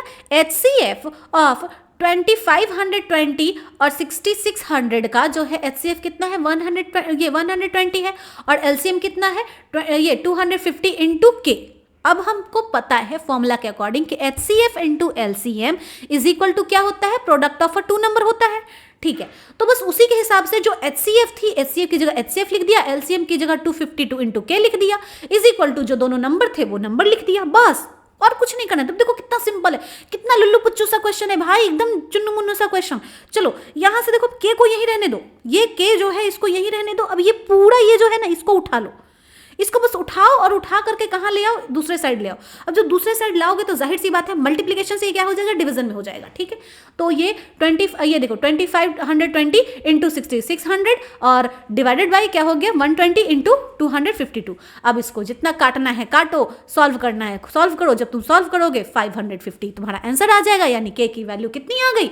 550। यानी कि अगर तुम कल तक जो कह रहे थे कि भैया ये जो है 252K, तो K की वैल्यू अब पता चल गई। ठीक है, तो ये रही। हो सकता है तुमसे ये पूछ दिया जाए कि LCM की क्या वैल्यू होगी, तो तुम क्या करना कि 252 इंटू K कर देना। ठीक है, और जो वैल्यू आएगी वही तुम्हारी LCM की वैल्यू आएगी, बस इससे ज्यादा बढ़ के और कुछ नहीं पूछेगा। ठीक है, इस टाइप के क्वेश्चन में इतना काफी होता है। ओके, चलिए आगे बढ़ेंगे। यहाँ देखिए, यहाँ 2020 के क्वेश्चन हैं, ये आपके बोर्ड टर्म 1 और बोर्ड आपके ये 2017 के ये क्वेश्चन है। तो ये दो क्वेश्चन जो है बच्चे, ये आप खुद से प्रैक्टिस करेंगे, ये आपके लिए है। आप सॉल्व करेंगे, सॉल्व करके क्या करेंगे आप, हम लोग की जो कम्युनिटी है, जो आप हमने बताया ना कि आप जो है हमारी ये बैच में जो इनरोल हो रहे हैं, हमारे प्रोग्राम में जब इनरोल होंगे, वहाँ कम्युनिटी सेक्शन है, तो वहाँ आप अपने ये होमवर्क जो है आप उसको क्या करेंगे? बना करके वहाँ आप पोस्ट करेंगे। ठीक है, और आप हो सके तो आप मेरे को कमेंट में भी ज़रूर से बताएंगे कि हाँ मैम होमवर्क हमने डन कर लिया। आज की हमारी ये चैप्टर जो है वो कंप्लीट रही और हमें अच्छे से समझ में भी आया। ठीक है, चलिए आगे बढ़ेंगे। अब हमारा नेक्स्ट जो टॉपिक आता है that is the fundamental theorem of arithmetic. चलो इसको पढ़ते हैं और समझते हैं। देखो इसके अकॉर्डिंग, यानी इस कॉन्सेप्ट के अकॉर्डिंग क्या होता है, देखो ये आपकी ना बुक में ना थोड़ा ज़्यादा ना ट्रिकी वर्ड में दिया गया, मतलब थोड़ा कॉम्प्लेक्स वर्ड, थोड़ा समझना ये चीज़ हो जाता है। चलो मैं इसको आसान भाषा में मैंने आपके लिए इसको लिख के लाई हूँ कि एनी नेचुरल नंबर, कोई नेचुरल नंबर जो कि 1 से बड़ा है, ठीक है, और वो कॉम्पोजिट नंबर है, ठीक है, तो उसको अगर ब्रोक डाउन अगर हम करते हैं, उसको तोड़ते हैं इनटू प्राइम नंबर, तो क्या होगा? multiplied together into prime number multiplied together, and that set of a prime number is always unique for that the number of no matter the order। ध्यान से सुनेंगे, सीधा सीधा मतलब ये समझा देती हूँ कि मान लो कि ये 12 है, ठीक है, मान लो क्या 12 है ही, 12 है, 30 है, ठीक है, 2 हमारे पास नंबर है। इसका फैक्टर चलो हम लिखते हैं। इसका फैक्टर हम क्या लिखते हैं कि हम इसको ना तोड़ते हैं। इसको क्या करेंगे? प्राइम फैक्टराइजेशन के जरिए हम इसको तोड़ेंगे। कैसे करेंगे? तो जाहिर सी बात है हमारा जो सबसे छोटा वाला जो प्राइम नंबर है उससे हम डिवाइड देंगे। सबसे छोटा वाला प्राइम नंबर 2, उससे डिवाइड दिया, ठीक है, चलिए डिवाइड दे दिया। डिवाइड दे दिया। चलिए, तो ये क्या आ गया, 2 इंटू 2 इंटू 3, ये हमारा आ गया प्राइम फैक्टर। चलिए, इसी तरीके से 30 को भी तोड़ दिया। कैसे तोड़ा बताती हूँ, ये देखिए 30, अब जो सबसे छोटा प्राइम फैक्टर है उससे तोड़ा, तो ये 15 बार में, ये आया 3 5 बार में, और ये 5 1 बार में, तो 2 3 5। आप इन तीनों फैक्टर्स को जब आप मल्टीप्लाई करेंगे बच्चे, इन तीनों को मल्टीप्लाई करेंगे तो रिजल्ट आएगा 12, और अगर आप इन तीनों को मल्टीप्लाई करेंगे तो रिजल्ट आएगा 30।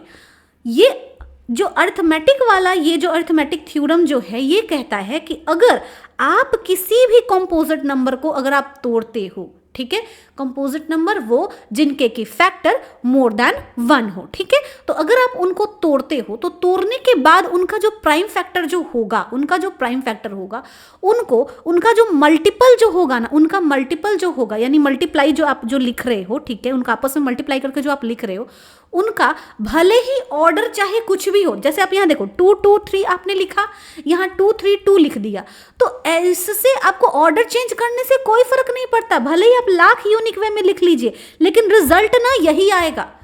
फिर से बोल रही हूँ, जैसे यहाँ देखिए 30 है, 2 × 3 × 5, ठीक है, लेकिन यहाँ हमने पैटर्न चेंज कर दिया, पहले हमने 3 को लिख दिया, फिर हमने 5 को लिख दिया, फिर हमने 2 को लिख दिया। अब मान लो हम तीसरा पैटर्न हम ये लिख दें कि पहले 5 को लिख देंगे, फिर 3 को लिख देंगे, फिर 2 को लिख देंगे, तो यहाँ भी देखो, यहाँ भी मैंने पैटर्न, 1 मिनट, 5 3 और ये 2, यहाँ हमने पैटर्न चेंज कर दिया, ये पैटर्न अलग, ये पैटर्न अलग, ये पैटर्न अलग, लेकिन इन तीनों का रिजल्ट क्या आएगा भैया, 30 आएगा। बस यही वो जो थ्योरम है वो कह रहा है, बस उसके आगे और कोई आपको दिमाग लगाने की जरूरत नहीं है, ठीक है। बस इतना ध्यान रखिएगा कि ये वाला जो है ना, ये वाला जो आपके डेफिनेशन है, इसको जरूर से एक बार बुक में पढ़ लीजिएगा, क्योंकि हो सकता है कि आपसे जो है ये स्टेटमेंट बेस्ड या फिर आपसे MCQs वगैरह में आपसे ये पूछ लिए जाएं, ठीक है, तो इसको जरूर से एक बार इसको 1-2 बार पढ़ लीजिएगा, ठीक है।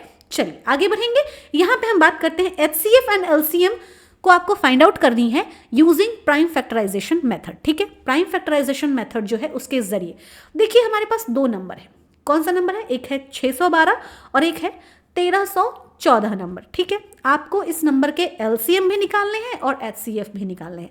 पहला तरीका हम ये करेंगे कि पहले तो इनका प्राइम फैक्टराइजेशन हम लोग कर लेते हैं। क्या करेंगे, प्राइम फैक्टराइजेशन मेथड।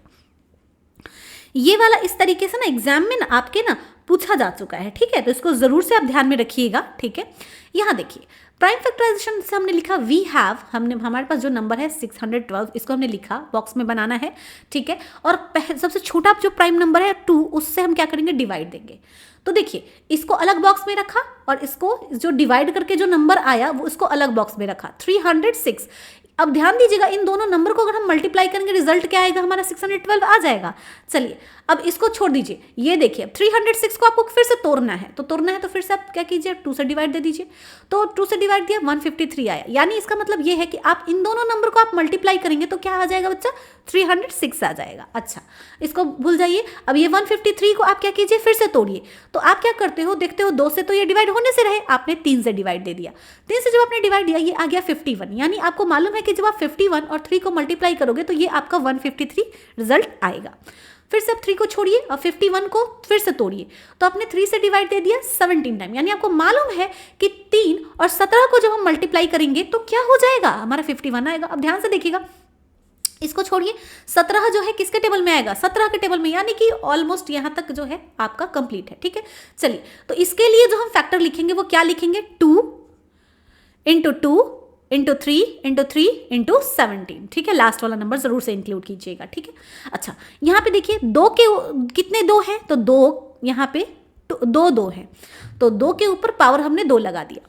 यहाँ 3 कितने हैं, तो गिन करके देखें 2, तो 3 के ऊपर हमने 2 पावर लिख दिया। 17 कितने हैं बच्चे, तो 17 1 है, तो एक ही रहने देते हैं, ठीक है।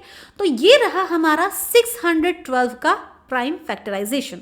चलिए वही हम 1314 का देखते हैं। 2 से हमने इसको ब्रेक करा तो ये 657 हो गया, फिर इसको 3 से ब्रेक करा 219 हो गई, और 3 से ब्रेक करा तो ये 17 हो गई। अब जो नंबर लिखेंगे हम इसका कैसे लिखेंगे, तो 2 × 3 × 3 × 73। तो चलिए ध्यान से इसको देखिए कि यहाँ पे 2 के बदले तो 2 लिख दिया, क्योंकि बस एक ही 2 है। 3 कितने हैं, 2 है, तो 3 के ऊपर हमने पावर 2 लगा दिया और ये 73 हो गई। अच्छा जी, अब हमको क्या लिखना है, अब हमको HCF लिखनी है। क्या लिखनी है, HCF। HCF क्या होती है, तो product of common terms with the lowest power. ठीक है, अब लोवेस्ट पावर ध्यान से सुनिएगा। यहां पे देखिए टू जो है, यहां पे आपको टू जो दिख रही है, टू इन दोनों में टू का सबसे लोवेस्ट पावर कौन सा है, तो 1 है, तो आपने ये लिख दिया 2। ठीक है, 3 की बात करें तो यहां भी 3 का पावर 2, यहां भी 3 का पावर 2। ठीक है, तो कॉमन है लेकिन लोवेस्ट, अब भाई अब जो है सो यही है, कॉमन है, तो भाई 3 का पावर हमने 2 लिख दिया।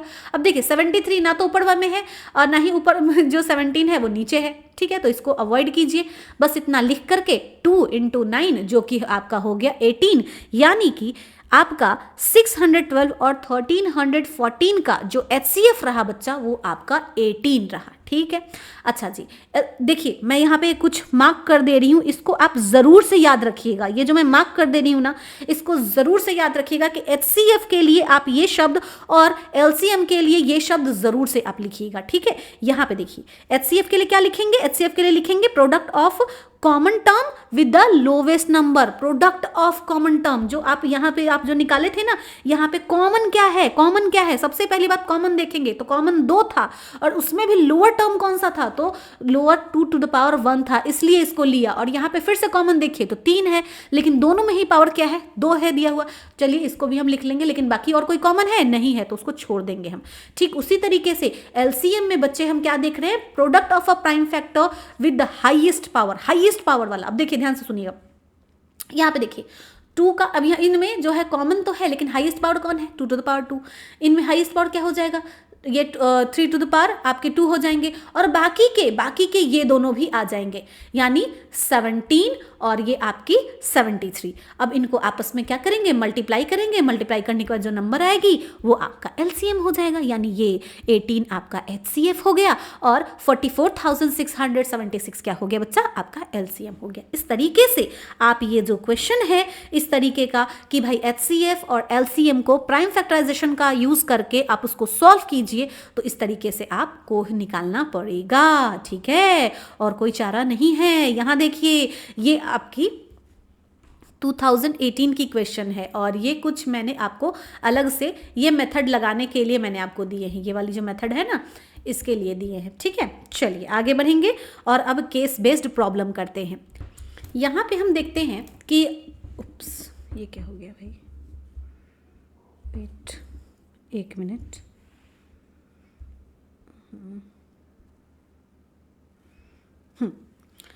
ध्यान देना। यहाँ पे हम क्या देखेंगे कि सॉरी,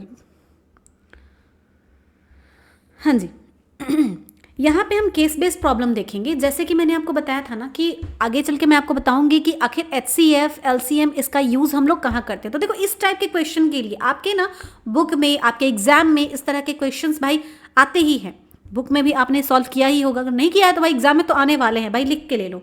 ठीक है, 2024 में क्वेश्चन आया था कि एक टीचर की, मतलब एक क्या होता है, एक वर्कशॉप हो रहा होता है जहाँ पे कई सारे टीचर्स गए होते हैं। ठीक है, जहाँ पे ध्यान देना कि फ्रेंच के टीचर, हिंदी के टीचर और इंग्लिश के टीचर जो हैं वो गए होते हैं। फ्रेंच के टीचर आपके 48 होते हैं, हिंदी के टीचर 80 और इंग्लिश के टीचर 144 होते हैं। ठीक है, अब आपको क्या करना है भाई, जाहिर सी बात है जब वर्कशॉप होती है तो भाई साहब उनको मैदान में तो खड़ा करके नहीं रख सकते, जाहिर सी बात है उनको रूम में बिठाया जाएगा। तो कहा यह गया कि आपको क्या करनी है ना, इन सभी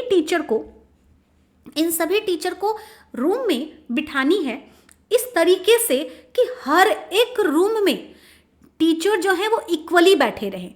जैसे मान लीजिए, सपोज कीजिए कि आप जो है x नंबर ऑफ आप क्या कर रहे हो, रूम ले रहे हो। ठीक है, तो x नंबर ऑफ रूम जो है उसमें हर एक रूम में इक्वल नंबर में टीचर बैठे रहें। जैसे अगर एग्जाम्पल के लिए अगर 5 रूम है तो पांचों रूम में टीचर की संख्या इक्वल होनी चाहिए। सारे के सारे टीचर जो है इन 5 रूम में बैठ जाने चाहिए और पांचों रूम में टीचर्स की जो नंबर है वो इक्वल रहेगी, पहली बात।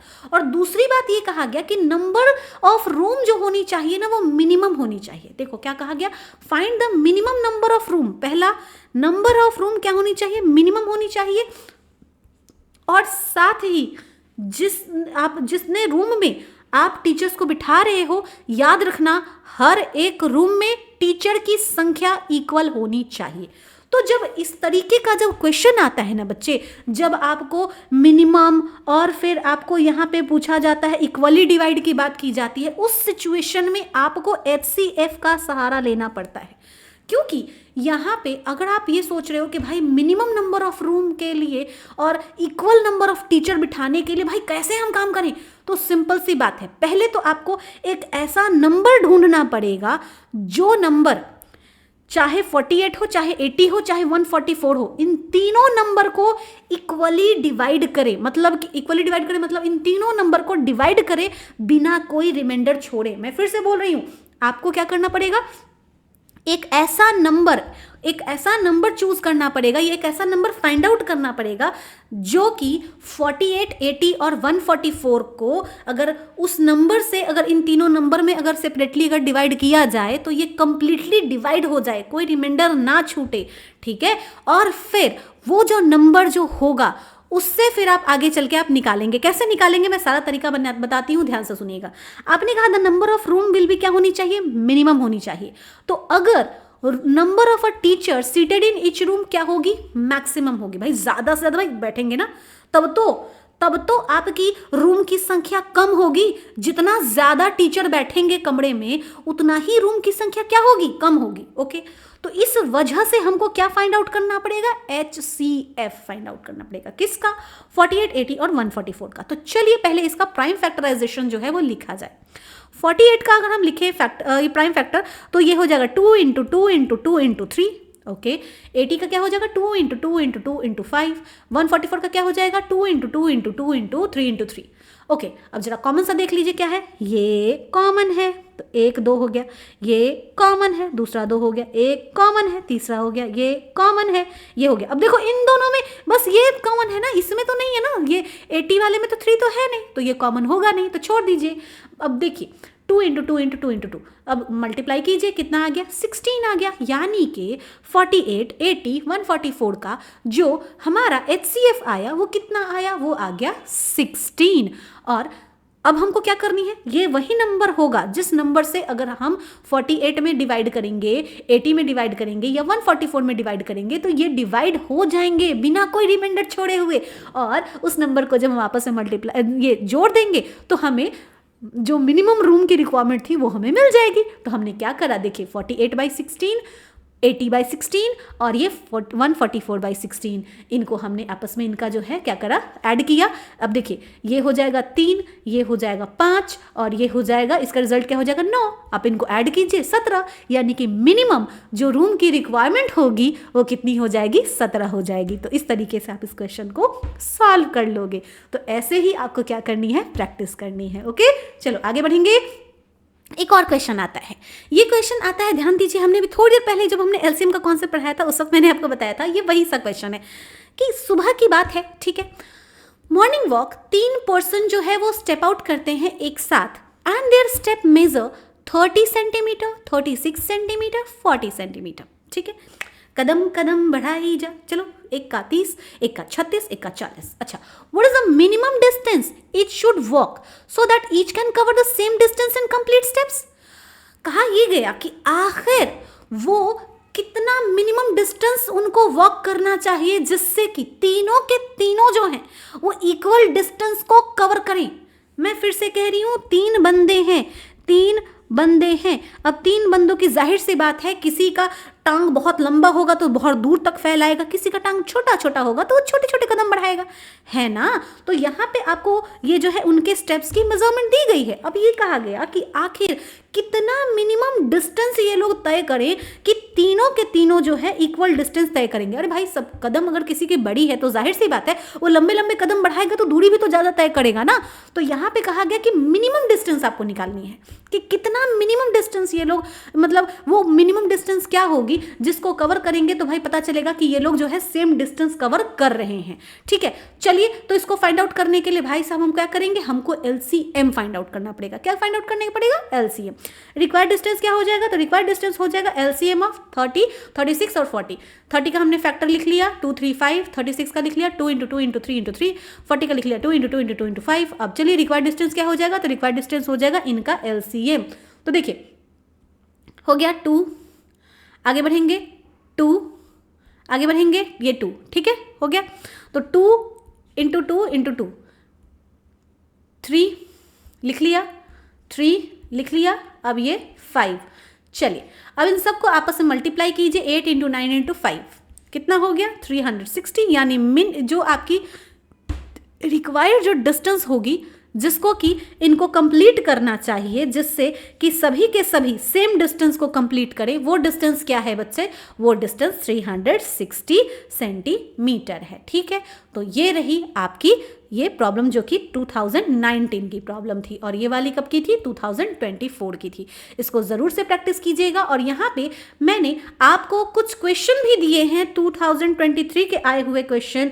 ये आपकी 2017 और बोर्ड टर्म 1 का आया हुआ ये क्वेश्चन है जिसको आपको सॉल्व करना चाहिए। ये काफ़ी ज़्यादा अच्छे क्वेश्चन हैं जहाँ पे इसी तरीके से LCM और HCF का यूज़ करके बच्चे आप क्या कर सकते हो, आप जो है इस कॉन्सेप्ट को बेहतरीन तरीके से प्रैक्टिस कर सकते हो। ठीक है, चलिए आगे बढ़ेंगे। और अब जो हमारा थ्योरम प्रूविंग वाला आता है, भाई इसमें तुम ना गांठ बांध लो कि इससे तो अगर आनी है ना तो रूट 3, रूट 2, रूट 5, रूट 7 इस तरीके का ना प्रूफ करने वाला आता ही आता है। ठीक है, तो इसका एक सिंपल सा तरीका ये है कि ना इसको जो है 2 बार 3 बार ऐसे ना तुम प्रैक्टिस करो। इसको ना याद नहीं करना होता है बच्चा, इसको लिखना होता है। समझ समझ के जब लिखोगे ना, 2-4 बार लिखोगे ना तो तुम्हें ये आएगा। ठीक है, क्योंकि ये प्रूफ करने का भाई साहब ये आपके कितना 3 से 5 मार्क्स का ये आता है भाई साहब, 3 से 5 मार्क्स का ये आता है आपको। ठीक है, तो भाई मार्क्स भाई जाहिर सी बात है जब आ सकता है तो भाई क्यों ना लिया जाए। चलिए, कहा यह गया कि इसको प्रूफ करना है कि रूट 3 क्या है, एक रेशनल नंबर है। ठीक है, proof that root 3 is an rational number. ठीक है, चलिए करते हैं। देखो यहाँ पे यही चीज़ होता है, देखो यहाँ पे गलती हो गई ना, इरेशनल होगा ना बेटा। यहाँ देखो थोड़ा इसको छोटा कर दूँ। रेशनल नंबर कैसे प्रूफ करने को बोला जाएगा, इरेशनल बोला जाएगा ना। आपको पता है एग्जाम में ऐसे ही आई थिंक सर 2024 का कोई क्वेश्चन था शायद, उसमें ना क्या किया गया था, वहाँ पे डेटा जो थी ना वो गलत लिया गया था। ठीक है, मतलब ऑप्शंस भी गलत थे। वहाँ पे क्या था कि ऑप्शंस भी गलत थे। और ये कहाँ गया, शायद यही वाले क्वेश्चन में, यस इस ये जो क्वेश्चन दिख रही है इसी वाले क्वेश्चन में ना क्या था कि ऑप्शन भी गलत था, और जो LCM जो दिया गया था ना, नहीं LCM नहीं, HCF जो दिया गया था, HCF की जो वैल्यू दी गई थी ये भी गलत दी गई थी। ठीक है, तो थोड़ा होता है, कई बार गलती हो जाती है। तो खैर बच्चों, जब ऐसा होता है तो बोर्ड की तरफ से ग्रेस मार्क मिल जाता है, ऐसा नहीं है। बट आपको जो है अपनी तरफ से भाई सचेत रहना है कि भाई आप गलत चीज़ को लेकर के आप उस पर माथापच्ची कर रहे हो या उस गलत कॉन्सेप्ट को लेकर के चल रहे हो, ऐसा मत करना। ठीक है, यहाँ देखिए, यहाँ पे जो हम लोग का जो क्वेश्चन था, इस क्वेश्चन में कभी भी याद रखेंगे जब आपको थ्योरम वाले में आएगा तो ये प्रूफ करने आएगा कि ये जो है ये क्या है, इरेशनल नंबर है। भाई रेशनल नंबर नहीं है, इरेशनल नंबर है। ठीक है, मेरी गलती थी यहाँ पे, ये पता नहीं कैसे रह गया। चलिए कोई नहीं, 2019 का ये आया हुआ क्वेश्चन है, जरूर से देखेंगे, ध्यान से देखेंगे और प्रैक्टिस भी करेंगे। देखिए सबसे पहले ये देखिए, आपको अगर समझाना हो ना कोई भी चीज़, लाइक प्रूफ करना हो, तो आपको प्रूफ करने का एक तरीका होता है। समझिएगा, मैंने कहा कि तुम प्रूफ करो कि ये एक पेन है। ठीक है, प्रूफ क्या करना है कि ये एक पेन है। तो अब जो है ना, मैं ना डायरेक्ट नहीं बोलूँगी कि ये एक पेन है। ठीक है, अगर मैं डायरेक्ट बोलूँगी तो भाई बोलने का क्या ही पता, सीधे बोले मानेगा कैसे नहीं, अभी मान तो मार के तरह मुंह फोड़ दूंगा, ऐसे थोड़े होता है भाई, हिंसा थोड़े करना है। नहीं, आपको सिंपली बात ये करना है, शांति से सामने वाले को समझाना है। पहले बोलेंगे मान लिया कि ये क्या है, मान लिया कि ये एक लड़की है। ठीक है, मान लिया कि ये एक लड़की है। ओके, तो सामने वाले ने बोला कैसे, मैंने बोला मान ले ये लड़की है। ओके, लड़की क्या करती है, रूठती है। ये रूठ रही है नहीं। ओके, एक कैरेक्टर कट। लड़की मेकअप कर रही है, क्या ये करती है, नहीं। कट। तो ऐसे ऐसे लड़कियों के कुछ कैरेक्टर्स से इसको हम कंपेयर करेंगे और जो जो कैरेक्टर्स को ये मतलब नहीं फुलफिल करेगा हम उसको कट कट करते जाएंगे। फिर अब बोलेंगे इसका कैरेक्टर मिल रहा है किससे, पेंसिल से, तो क्योंकि पेन से, तो क्योंकि इसका कैरेक्टर पेन से मिल रहा है तो ये पेन है ना कि एक लड़की है। बस ऐसे ही सॉल्व करना होता है, ठीक है। तो आप देखेंगे कि जब भी कभी प्रूफ करने वाला जो सेक्शन होता है ना, प्रूफ करने वाला जो आपका प्रॉब्लम आता है, जो क्वेश्चन आती है, उसमें जनरली लिखना आपको ज़्यादा पड़ता है। लिखना इसलिए पड़ जाता है ना बच्चा कि सामने वाले को आपको ना भाई ऐसा तो नहीं है कि तुम एग्जामिनर के पास जाके बोला अरे अंकल मान जाओ ना प्लीज़ प्लीज़ प्रीटी प्लीज़ करो, बोलो कि भाई √3 जो है वो हमारे बुक में भी दिया है कि इरेशनल नंबर है, मान जाओ। नहीं, वो नहीं मानेंगे, तुमको लिख के बताना पड़ेगा, तुमको इतनी राम कहानी लिखनी पड़ेगी और उनको ये दिखाना पड़ेगा कि देखो अंकल मेरे को भी समझ में है कि ये √3 जो है वो रेशनल नहीं बल्कि इरेशनल नंबर है। तो क्या कुछ लिखना है, कैसे लिखना है, ध्यान से देखो। सबसे पहले मानेंगे, सामने वाले को बोलेंगे ले भैया मान ले कि √3 जो है वो रेशनल नंबर है। सामने वाला बोला ओके, तो तुम बोलते हो तो क्योंकि ये रेशनल नंबर है तो अपन को पता है कि रेशनल नंबर को हम a/b के फॉर्म में लिखते हैं ना, मतलब p/q के फॉर्म में लिखते हैं। सामने वाले ने बोला ओके, तो चलो क्योंकि यहाँ पे ये p और q यानी a और b जो हैं ये क्या है, इंटीजर्स हैं। तो अगर ये इंटीजर्स हैं और इनका कोई कॉमन फैक्टर नहीं है अदर देन द 1, तो ये क्या कहलाएंगे, कोप्राइम नंबर कहलाएंगे। सामने वाले ने बोला ओके, तो फिर हमने बोला और ध्यान ये रखना है कि जो डिनोमिनेटर यानी b जो है वो नॉट इक्वल टू 0 होगा। सामने वाले ने बोला ओके ओके ओके मान लिया। तो अब कहते हैं, तो अब मान लिया तो ये मानो कि √3 क्योंकि रेशनल नंबर है, ध्यान से सुनना, तो क्योंकि √3 एक रेशनल नंबर है तो ऐसे सिचुएशन में √3 इज इक्वल टू a/b हम लोग लिख लेंगे। ओके, अब चलो क्योंकि अब ये लिख लिया, अब हम क्या करेंगे, दोनों साइड ना स्क्वायर करेंगे। क्यों स्क्वायर करेंगे, अरे भैया इन √3 को सिंपलेस्ट फॉर्म में लानी है, इसका रूट जो है वो हटाना है और रूट हटाने के लिए हम लोग स्क्वायर करेंगे, दोनों साइड स्क्वायर करेंगे। तो इधर साइड भी स्क्वायर, इधर साइड भी स्क्वायर, इधर स्क्वायर किया तो रूट हट गया, बचा 3, इधर हो गया a² और ये b²। अच्छा, अब ये a² इज इक्वल टू क्या हो जाएगा, ये वाला इधर जाएगा तो 3b² हो गया, यानी a² is equal to 3b²। अब ध्यान से सुनना कि ये 3 जो है अगर ये b² यहाँ पे रह जाए, ध्यान से सुनना, अगर ये b² यहाँ पे रह जाए तो ये a²/2 ये 3 हो जाएगा, यानी 3 जो है वो a² को डिवाइड कर रही है। अच्छा, अब मान के चलते हैं कि a जो है वो क्या है, a is equal to 3c है और c क्या है, c जो है वो एक इंटीजर है, ठीक है। अगेन हम क्या करेंगे, स्क्वायर करेंगे दोनों साइड, क्या करेंगे अगेन जो है स्क्वायर करेंगे, तो ये a² हो गया और ये 9c² हो गया। चलिए बहुत बढ़िया। तो अब देखो यहाँ पे a² इज इक्वल टू, यहाँ पे हमने क्या करा था, यहाँ पे a² is equal to 3b², यही चीज हमने क्या करा, a² is equal to 3b² और यहाँ पे हमने क्या लिख दिया 9c²। अब यहाँ पे b² इज इक्वल टू क्या हो जाएगा, ये 3 इधर आ जाएगा, तो 3 ने 9 को कट करा तो b² इज इक्वल टू क्या हो जाएगा 3c², और यहाँ पे देखना c² इज इक्वल टू क्या हो जाएगा b² डिवाइडेड बाई 3, यानी वहां पे क्या था, वहां पे 3 ने a² यानी a को कट करा था, डिवाइड दिया था, और यहाँ पे देखो 3 ने b को डिवाइड दिया। चलो, तो क्योंकि फ्रॉम 1 and 2 से हम बोल रहे हैं कि वी गेट 3 जो है वो a को भी डिवाइड कर रही है, b को भी डिवाइड कर रही है, दोनों को डिवाइड कर रही है। और क्योंकि यहाँ पे देख रहे हैं a और b जो है वो को प्राइम इंटीजर नहीं है, ये को प्राइम इंटीजर नहीं है, और ये फैक्ट जो है कि a और b जो है वो को प्राइम है, इसको कंट्राडिक्ट कर रहा है, इसीलिए √3 जो है ये हमारा इरेशनल नंबर हो जाता है। तो बस इसी को हर एक के लिए, चाहे आपको ये देखो, चाहे आपको √5 सॉल्व करना हो, √2 सॉल्व करना हो, √3 सॉल्व करना हो, ये सॉल्व करना हो, कोई भी सॉल्व करना हो, भैया आप ये लगा देंगे। जनरली एक नंबर वाले, जैसे मान लीजिए √7 आपको सॉल्व करना हो, ठीक है, तो ये जब आपको सॉल्व करना हो √5, √2, √3, √7, तो उस सिचुएशन में ये वाला पूरा जो है बस लिखते चलिएगा, बस √3 की जगह जो है वो नंबर जो होगा वो लिखेंगे आप, ठीक है। समझ में आ रही है बात। अगर मान लीजिए √5 का अगर आप सॉल्व कर रहे हैं तो जाहिर सी बात है √5 का स्क्वायर करेंगे तो वहां 5 हो जाएगा, बस वही काम करना है, ठीक है ना। चलिए आगे बढ़ेंगे। इस तरीके से आप ये वाले क्वेश्चन जो है इसको सॉल्व कर लेंगे। देखिए 19 में, 20 में, 23 में, 19 में, 20 में ये क्वेश्चन आ चुके हैं, तो ऐसे क्वेश्चन आते ही आते हैं। ठीक है, आगे आ जाइए। यहाँ देखिए, यहाँ पे कहा गया कि ये भी क्वेश्चन आते हैं इस तरह के भी। अगर देखो एक ये आ जाएंगे और दूसरे ये आ जाएंगे, दोनों में से कोई भी सॉल्व करने के लिए बोला जाएगा। ठीक है, तो सॉल्व कर लेना, यहाँ प्रैक्टिस करो।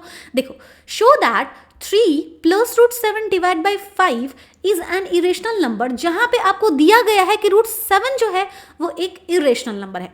कहा यह गया कि देखो भैया ये एक इरेशनल नंबर है, लेकिन तुम प्रूफ करो कि ये पूरा का पूरा जो है ना, ये पूरा का पूरा सेट जो है वो एक इरेशनल नंबर है। ठीक है, तो अब तुमको मान के चलना है कि हम मानते हैं सपोज कि ये पूरा यानी कि 3 प्लस रूट 7 डिवाइडेड बाई 5 जो है वो एक रेशनल नंबर है। ठीक है, तो हमको दो इंटीजर्स क्या करने पड़ेंगे, फाइंड आउट करने पड़ेंगे, पी एंड क्यू। तभी तो पी बाई क्यू के फॉर्म में लिखेंगे ना रेशनल नंबर, जहां पे क्यू नॉट इक्वल टू 0।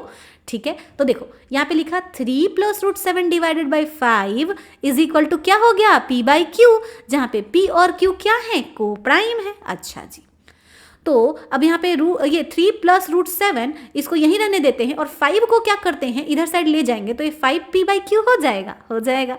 चलिए अब क्या करते हैं, रूट 7 को यहीं रहने देते हैं और 3 को अगर इधर साइड ले जाएंगे तो इधर प्लस है तो इधर माइनस हो जाएगा। तो root 7 is equal to 5p by Q minus 3, ये पहला इक्वेशन हो गया। नाउ P और Q जो है वो P बाई Q जो है रेशनल नंबर है, तो ऐसे में जब देखो P बाई Q आपका रेशनल नंबर रहा, ये P बाई Q आपका रेशनल नंबर रहा, तो ऐसे सिचुएशन में 5P बाई Q भी तो रेशनल नंबर कहलाएगा ना।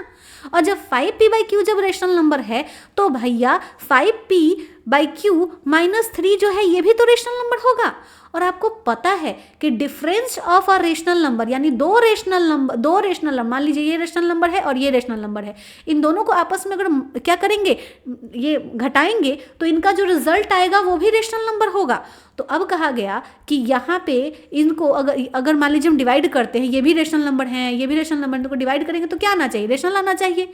लेकिन क्योंकि क्वेश्चन में दिया है, क्या दिया है कि रूट 7 स्टार्टिंग से जो है, देखिए ध्यान दीजिए, यहाँ पे हमने क्या कहा था, रूट 7 को यहाँ हमने बोला कि भैया कि ये देखिए रेशनल है, लेकिन क्वेश्चन में क्या दिया है, क्वेश्चन में दिया है रूट 7 इज अ इरेशनल। तो क्योंकि रूट 7 इरेशनल है तो ये पूरी की पूरी जो कॉन्सेप्ट है कि ये रेशनल है ये गलत साबित हो गई, और ये साबित हुआ कि 3 प्लस रूट 7 बाई 5 जो है वो क्या है, ये इरेशनल नंबर है। तो इस तरीके से आपको क्या करना पड़ेगा, ये चीजें लिखनी पड़ेगी। देखो बच्चे, यहाँ कोई कैलकुलेशन का ज्यादा कॉन्सेप्ट नहीं है, ऐसा नहीं है कि आपको जोड़ घटाओ गुना भाग उतना करने की जरूरत है, नहीं। यहाँ पे जितना है ना शब्दों का बस जाल है, शब्दों को आपको बस क्या करनी है, लिखनी है। 2-4 बार आप इसको प्रैक्टिस करोगे ना बच्चा, जितनी मैंने दी है ना ये क्वेश्चन, इतने ही को अगर लिख करके 2-4 बार अगर प्रैक्टिस कर लोगे ना, आपको ये दिमाग में ध्यान में आ जाएगा और एग्जाम के लिए आप तैयार रहोगे। ठीक है, मान के चलो भैया ये बहुत स्कोरिंग है, यहां से मार्क्स आते ही आते हैं तुमको। ठीक है, अच्छा खासा मार्क्स मिल जाता है, तो थोड़ा कोशिश कर लो। ठीक है, चलो अब यहाँ पे देखो इसी तरीके का क्वेश्चन जो है ये है तुमको दिया हुआ, इसको प्रैक्टिस कर लेना और इस तरीके से तुम्हारा ये चैप्टर होता है खत्म। और यहाँ देखो मैंने तुम्हारे लिए बनाया है बॉन्क सेक्शन। बॉन्क सेक्शन तुमको पता है हमारे यूट्यूब का जो है, अगर आप हमारे मेंबरशिप बैच का अगर देखते हो तो उसमें भी आप प्रोमो कोड बॉन्क लगाते हो, है ना। तो यहाँ देखो इसको मैंने कहा है कि बूस्ट आवर मार्क्स नॉलेज। क्या है इसमें, इसमें कुछ कुछ ऐसे फैक्ट मैंने तुम्हारे लिए लिखे हैं जो कि क्वेश्चन को सॉल्व करते वक्त तुम्हारी बहुत मदद करने वाले हैं। ये जितने हैं ना ये बहुत बहुत मदद करने वाले हैं भाई।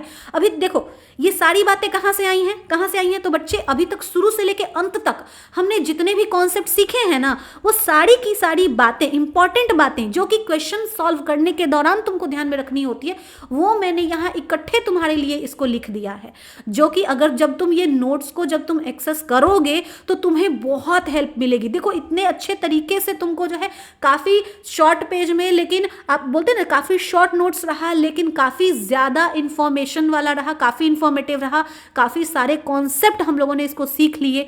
तो उम्मीद करती हूँ कि तुम्हें आज की जो सेशन है वो तुम्हें पसंद आई होगी। जो भी मैंने आज रियल नंबर का जो कॉन्सेप्ट आज पढ़ाया उसकी प्रैक्टिस करोगे, उसको जितनी बार हो सके उतनी बार उसके क्वेश्चंस को लगाओगे, पीवाईक्यू सॉल्व करोगे। और पीवाईक्यू सॉल्व करने का बेहतर तरीका यह है, ज़्यादा से ज़्यादा क्वेश्चन सॉल्व करने का बेहतर तरीका है कि आप हमारी जो प्रोग्राम है, आप उनमें जुड़ जाइए, जहाँ पे आप न सिर्फ आपको लॉट्स ऑफ क्वेश्चन मिलेंगे प्रैक्टिस के लिए, बल्कि आपका सीधा सीधा डायरेक्ट कनेक्शन हम टीचर्स के साथ होगा, जहाँ आप अपनी जो भी डाउट रही, जो प्रॉब्लम रही, वो डायरेक्ट आप हमारे साथ सॉल्व करोगे, मतलब हमारे साथ शेयर करोगे और हम लोग आपकी प्रॉब्लम को सॉल्व करेंगे। ठीक है, तो उम्मीद करती हूँ आज की क्लास आपके लिए अच्छी रही होगी। हम लोग देखें तो भाई साहब 1.5 घंटे का हमारा ओवरऑल क्लास था और हमारी ये चैप्टर जो है कंप्लीट हो गई। बस इतना रिक्वेस्ट करूँगी कि वीडियो को बिल्कुल भी 1.5x या 2x पे ऐसे मत देखना, नॉर्मल स्पीड पे देखना, जहाँ ज़रूरत पड़े वहाँ पॉज लेना और उसके बाद खुद भी कोशिश करना। और कैसी लगी वीडियो ज़रूर से मुझे बताना। मिलते हैं नेक्स्ट क्लास में, नेक्स्ट लेक्चर के साथ, एक नए चैप्टर के साथ, नए कॉन्सेप्ट के साथ।